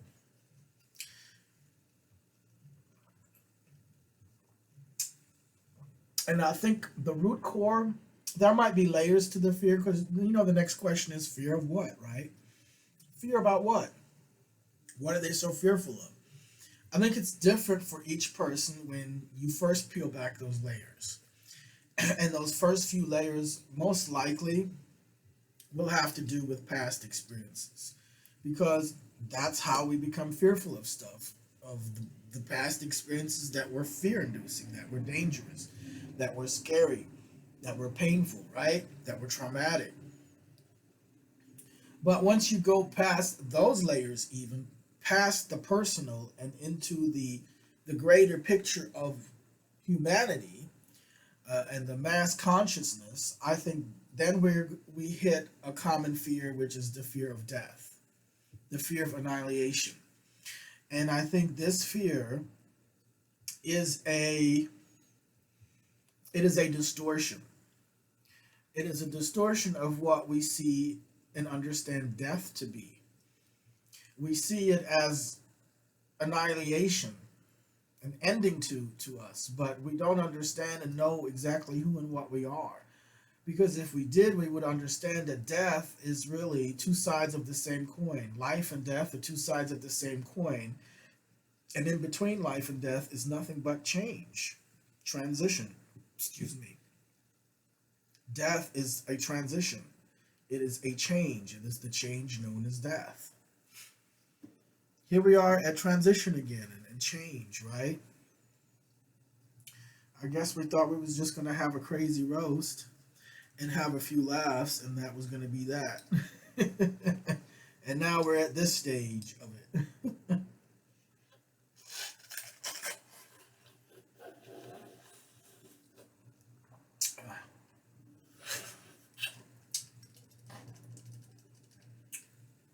I want every last drop of protein from this thing.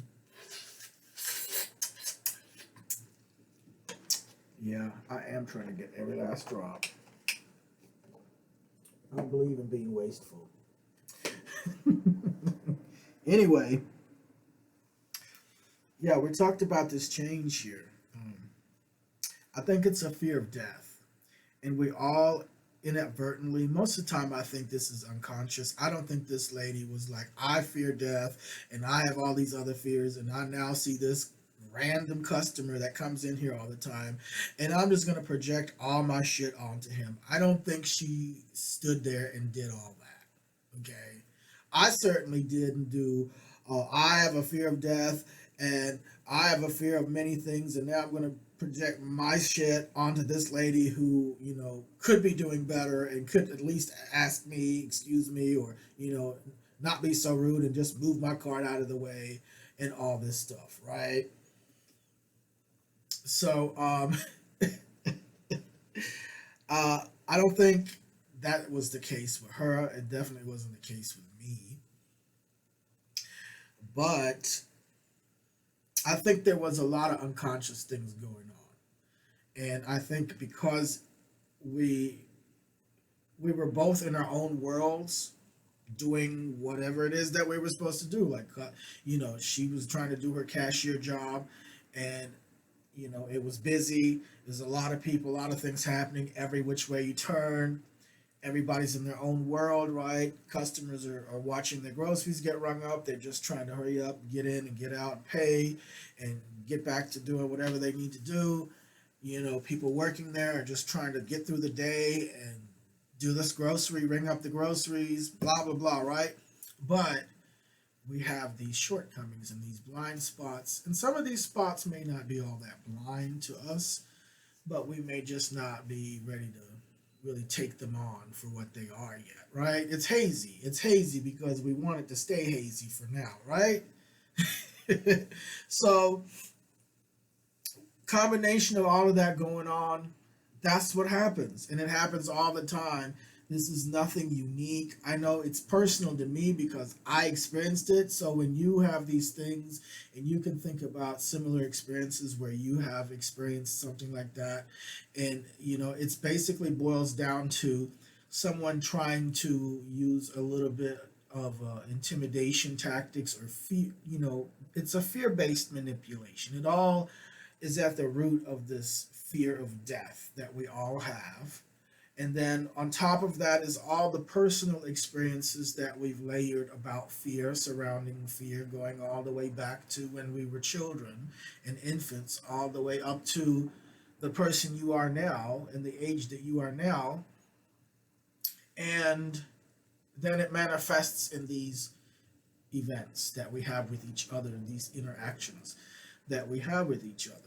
And a lot of this is with strangers. These are not people that we particularly know or think about, other than when we have our transactions, such as in a grocery store, a gas station, or whatever. But when you have this, think about the vices. Think about what could this be a vice servicing in some kind of way, or shape shifting. You know, they have a life of their own. Vices are alive. They're constantly changing because that's what life is. And death is also a change. It is a transition.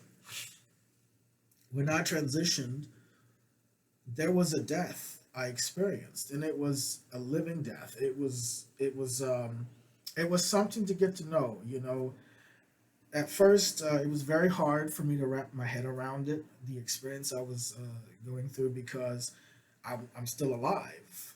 I'm still me, but I'm not me. You know, I'm transitioning a whole physical gender. Internally, I've always been who I've been. But now, other people will see me as the total opposite gender. And they're going to treat me differently. And that is going to affect me differently, their treatment of me, because men do get treated different than women. You know, you can bitch about it being unfair all day long, and I'm going to be with you there 100%. But you're going to get treated differently as a man than you do as a woman. It is just how it is.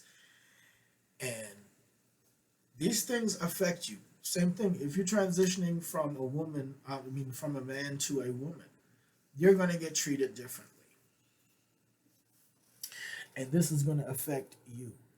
Uh, this is a very, very drastic change, right? A whole drastic life change, world reality change. But there are different changes that you can probably relate to. You don't have to be a transgender person, but you can relate to the pattern of change.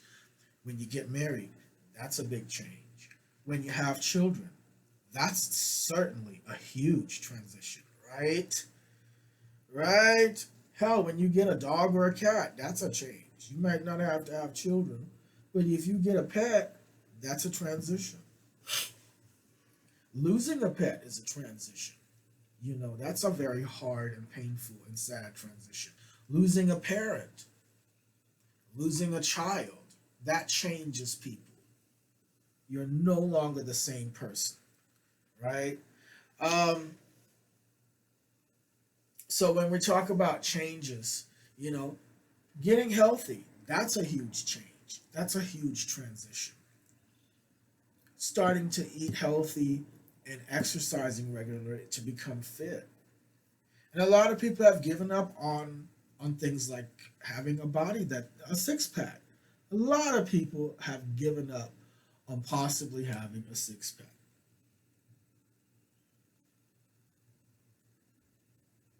And then a lot of people will say, "Well, it's not important to me.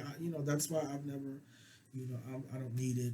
And I don't need to work towards that because it's just not important to me, and it's not important to my spouse. She's happy with me, or he's happy with me the way I am. Blah blah blah. I just want to do it for health." But seriously, if you thought you could have a six pack, would you not go for it? If you thought it was really possible for you, and then people could say, "Well, yeah, I know it's possible for me. I just don't want it." What the fuck ever. What I'm saying is, whatever body shape you feel you're happy with, if you thought you could reach just a little bit further to go from amazing to fucking mind blowing, you know what I mean? Like,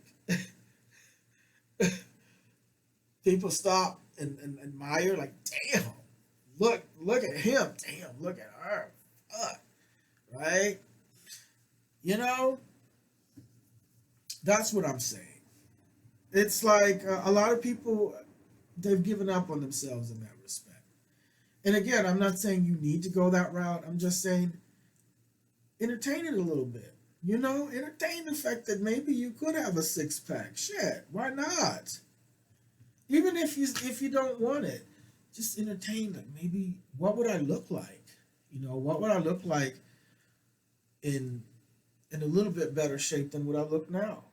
You know, if I had a little bit more muscle, if I was a little bit more defined, or if I had a little bit more shape, you know. I mean, you got to be reaching for a little bit better all the time, no matter where you're at. Again, that's growth. You got to be reaching for that change. You can't let yourself get comfortable. And you know, one more thing, another thing about that, being comfortable too, when you're talking about vices, they love for you to get comfortable. That's a vice right there, inertia. That's a built-in vice. The day you are born, you're gonna have inertia. You're gonna have that tendency to be complacent, you know, to make things easy for yourself, and to indulge in the things that you like and want, to indulge your desires. And that is built into us. Those are the built-in vices, the built-in opponents, the built-in obstacles. That's really Satan, the devil, right there. That's really the darkness. There is these tendencies, and you can look at them like that, and then you can also see them for what they are. Like, these things actually helped us to survive back many hundreds of thousands of years ago. Our ancestors, these were things that actually helped them survive their environment. We just have a different environment now. So that change, that transition that we have gone through and that we continue to go through as a species of humanity, um, it has now turned these things that helped us to survive at the beginning into vices. So in of themselves, they aren't bad. These patterns, these tendencies, they're not good or evil. It's detachment that's needed. You know, humility about these things, where you can detach and not put a judgment on it and see it for what it is, and then turn that around and turn that vice, quote unquote, turn that vice around into your ally, until into your advantage. So when you look at things like excessive drinking, alcoholism, gambling, addictions of all sorts, you know, you have crack addictions, you have porn addictions, gambling addictions, workaholic, that's an addiction, that's a damaging addiction. Excuse me. When you have these different things going on, realize these in of themselves are not good or bad. We got to let go of the judgment. That doesn't mean we're not trying to heal those things and change them, right? That's the whole point. We want to change. We want to embrace this unknown that we're going to have. Because for a while, you're going to be out of your comfort zone and you're going to be in the unknown. It's going to be scary and you're going to be triggered. Your fears are going to trigger you, and you may try to blanket those fears with anger and hostility or aggressiveness in some way, even if it's not towards other people, maybe towards yourself in some way. You may put yourself through something traumatic, right? Or punish yourself because you have that fear triggered because you're in a change mode, right? But you got to somewhere down in there dig deeper past your everyday experiences and the people and the places that you have in your everyday life, and you got to get behind that picture, right? Get behind the everyday world into that other side of it, right? And not everyone can step into that realm, but it's possible. You got to work at it, but the more you practice it, the easier it gets until it's second nature to you. And that's where you can get a lot of nuggets here. You know, I'm picking up a lot of gold here. I got a big ass basket, and I'm in the California gold rush picking up all of these spiritual, mental, and emotional and psychic nuggets.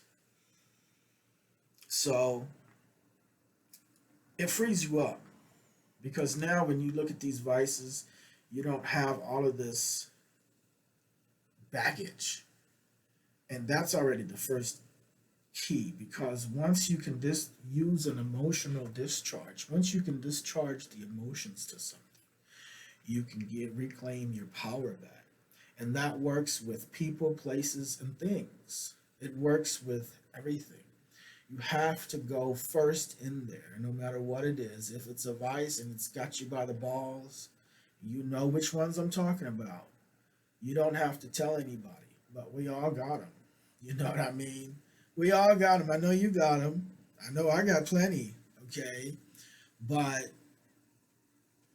they don't have to have you by the balls. You can reclaim your power back and see them for what it is because if you look at the actual patterns and the way they flow and change in your life and the way that they've surfaced up and down, you know, that takes a measure of self-awareness. You know, don't get me wrong, this is quite a bit of self-awareness to see and study and observe these patterns in yourself and in your life and ask yourself these crucial questions to where you can not only manage changes that may be out of your control, but you can take control of the parts of your everyday experiences that you have control over, and that you can manage and harmonize within. More importantly, right? It's not about really controlling and dominating, but it's really about harmonizing to where you're not taking over someone else's will. You're not trying to take over someone else's empowerment, you know, or infringe on their boundaries or infringe on their rights or trying to be malicious or trying to retaliate over petty things. You know what I mean? Because when you look at it in the bigger picture, it's like, did I really have to do that? Did I really have to go and lie on this customer? Or, you know, did I really have to really go out there and notify all these people about her doing? Yes, she was in the wrong. Yes, I was right, but did I really have to go and do the extra? Like really go so far as to do that to where she ended up losing her job? Like, you know, it's these questions that we do need to sit down individually, whether it's this experience or something that you personally experienced that you can see and kind of remember and take some time to think about. You know, nothing wrong with thinking about things. You know, it's not that I'm asking you to change anything, but it's really just thinking about certain things. And I think the beginning stages of change is really heading your thoughts to a certain pathway, bringing your thought to a certain direction. You know what I mean? That's already the beginning of something that can indicate growth and life and moving forward. And, you know, like I said, turning these vices into benefits and advantages.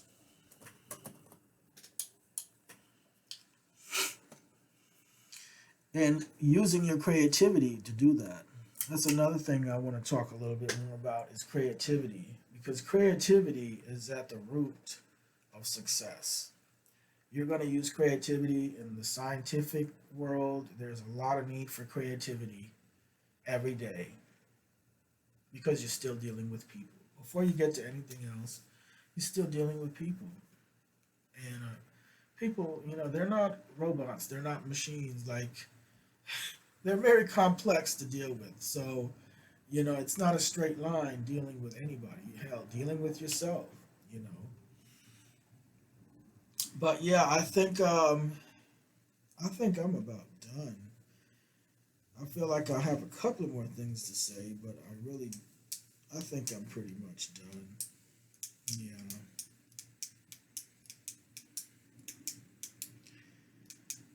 I'm feeling really stoned right now. I'm telling you, I've had some of the best cannabis in the world right here in California, in the Golden State. You know what I mean? The Golden State.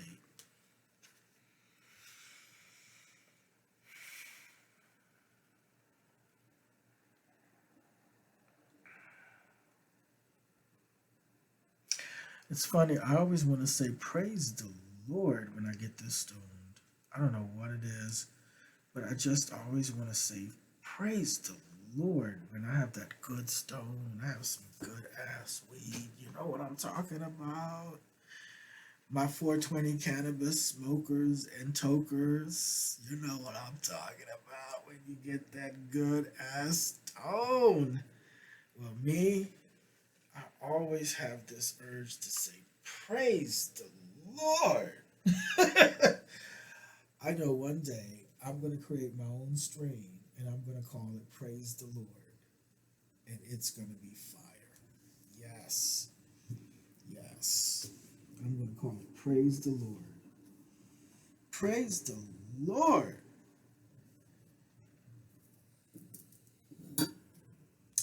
I'm smoking Maven Genetics. Oh, and I took Breeze. I took a hybrid. It's a THC capsule, and it was 20 milligrams from the company called Breeze. And now I'm smoking Maven Genetics pre-roll. And this pre-roll is called, hold on.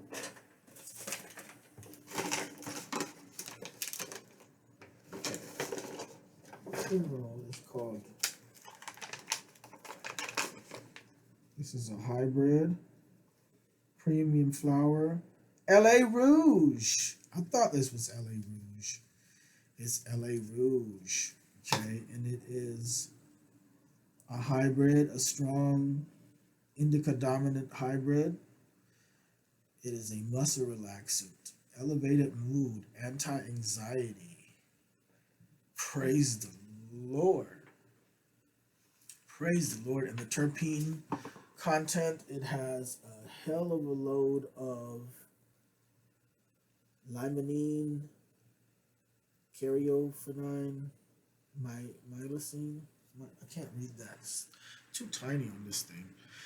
But it has a lot of goodies in it. And it's just wonderful. I want you to know this Maven Genetics is just amazing. I know I'm pumping up this company. I'm not getting any kind of kickback from it. This is just my experience. So,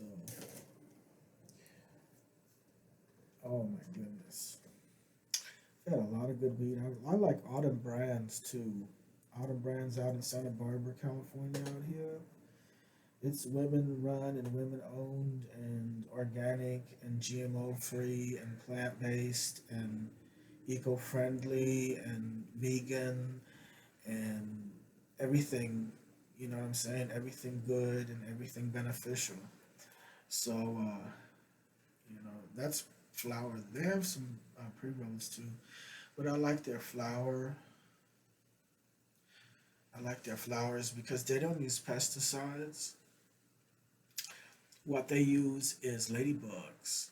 So you have pesticide-free cannabis, premium flower, and it is grown outdoor.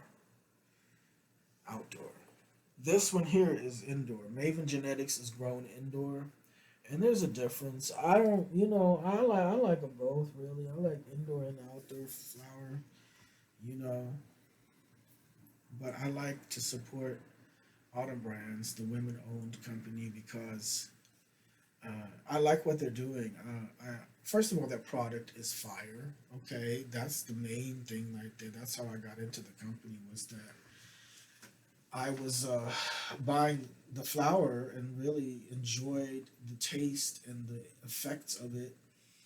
And I was a fan. And then I looked them up and I read all this other stuff about their company being pesticide free, and they have this unique way that they use ladybugs as a replacement for chemical pesticides. And I thought, this is so freaking cool. And I said, I want to support this company, so I'm going to keep buying their product. And I would go on their social media and pump up their posts, their Twitters, and their Instagrams and all that. And they hit me up and they sent me some swag. So I was like, oh, hell yeah. Oh, hell yeah. So yeah, um, good stuff.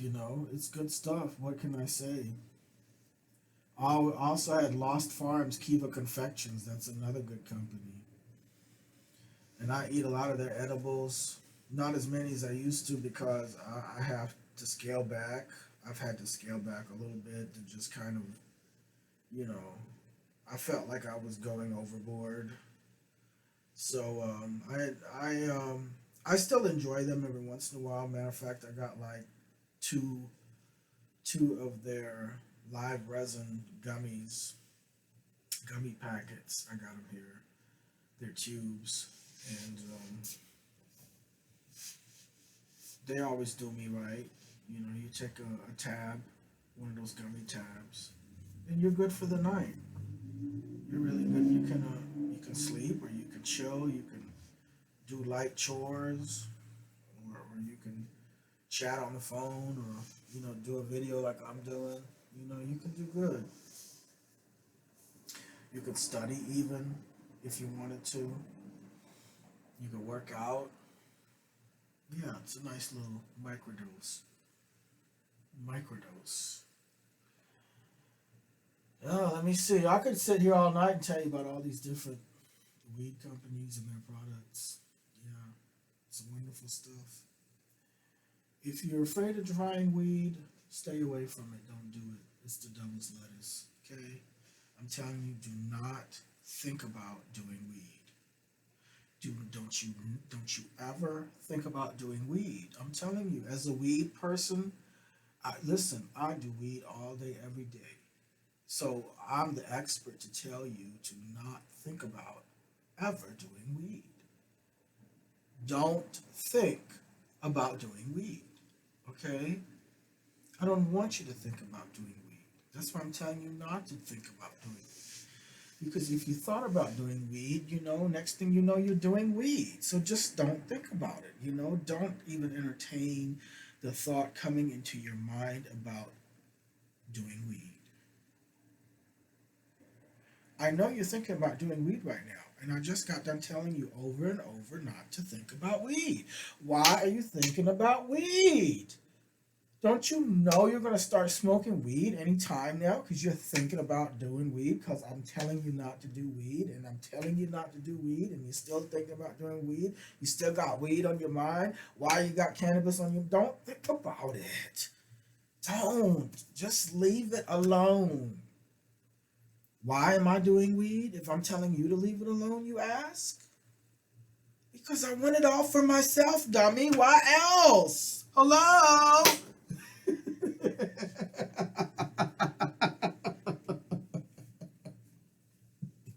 You don't want to do weed? Hey, I ain't got a problem with it. More for me. That's the way I see it. You don't want this good stuff? More for me. Good. Stay away. But some people are allergic or they have certain kind of health issues with it, so they can't do it. So, I'm not knocking that because, if it interferes with someone's health because of certain allergies or certain kinds of medication they're taking, I'm not going to tell you to risk your health. You need to be under a doctor's care. You need to blah blah blah. You know what I'm saying? All of that legal and medical stuff. Okay. This is not a replacement for medical care. If you need medical care, seek the advice of a doctor or call 911. Okay. But seriously, cannabis is a wonderful herb that can be very beneficial. I think it should be legalized and stop demonizing it.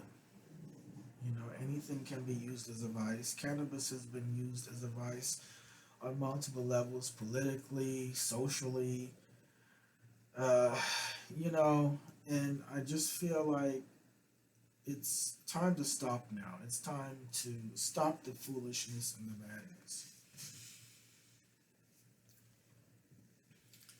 And so I've enjoyed it. I really enjoy it. It's a wonderful thing. Yeah. I think it also helps get in touch with your creativity. You know, a lot of people have given up on themselves, like I keep saying. A lot of people have given up on themselves, and they'll argue about it. They'll be like, "No, that's not true," and blah blah blah. You don't know that, and you don't know me, and you're not me. Okay, sure, all right then. Yeah, but you know, hell, I gave up on myself when COVID started. I just knew I was gonna die, you know, and I gave up on myself. I'm not gonna sit here and deny it. I gave up on myself. I know I'm not the only one that gave up on themselves during COVID. I know I'm by far not the only one. But that's okay, you know, you're only human.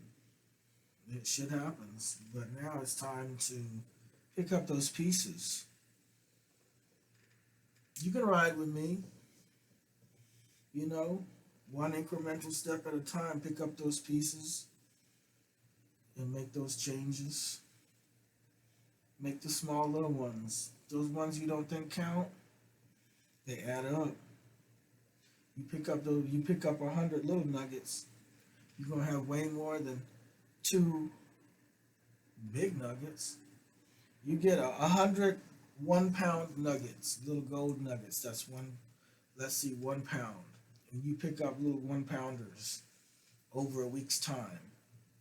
Okay, that's 100 pounds, right? 100 little 1 pound nuggets of gold. Imagine yourself in this garden where the plants are growing gold nuggets, and they're yours for the picking. You just got to spend time picking them and cultivating them and growing the plants, you know, giving them nurturing and doing what needs to be done. And then when it's harvest time, like it's now harvesting season of the year, it's time to pick those gold nuggets, right? You got way more nuggets than if you pick two big nuggets that might be 20 pounds each. Yeah, they're 20 pounds each. They're 20 times the size of what you used to picking, sure. But you only got two of them. And they ended up weighing all of 40 pounds, which is still good, right? You're still appreciative of it. But now all these little ones, you got 100 of them bad boys, and they're all 1 pound each. And you got a total of 100 pounds there. That's more than twice the amount. You see what I mean? Sometimes, you know, you don't want to be penny wise and dollar foolish, so to speak. So get them little wins. Get in those little wins, those incremental wins, those incremental changes. You know what I mean? Get them in. They're there for yours for the taking. They're within your reach. They're doable, right? It's just a slight discomfort for a very short period of time. You know, you can set the amount of time you want to do it. Set it to an easy amount that you know you can do with a slight challenge. It's not too much of a challenge, but you know it's something, right? And then after you get done, you know, stay on that. Say, damn, okay, I did it. All right. Well, let me try again tomorrow or, you know, a couple of days from now. Next week, let me do it again. And you just keep adding, keep going, keep doing little small ones.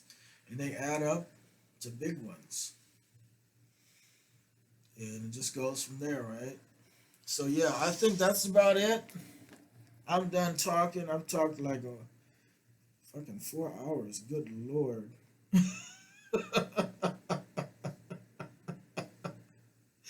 All right, well, I'm going to leave you with Super Freak. Yeah, Super Freak. Have a good one. Thanks for listening. Super Freak. She's super freaking now. Everybody sing. Super Freak. Super Freak. She's a very special girl. From her head down to her toenails. Gets away from me and backstage with her girlfriends in a limousine. She's like a crowd to her, she says. Them stepping for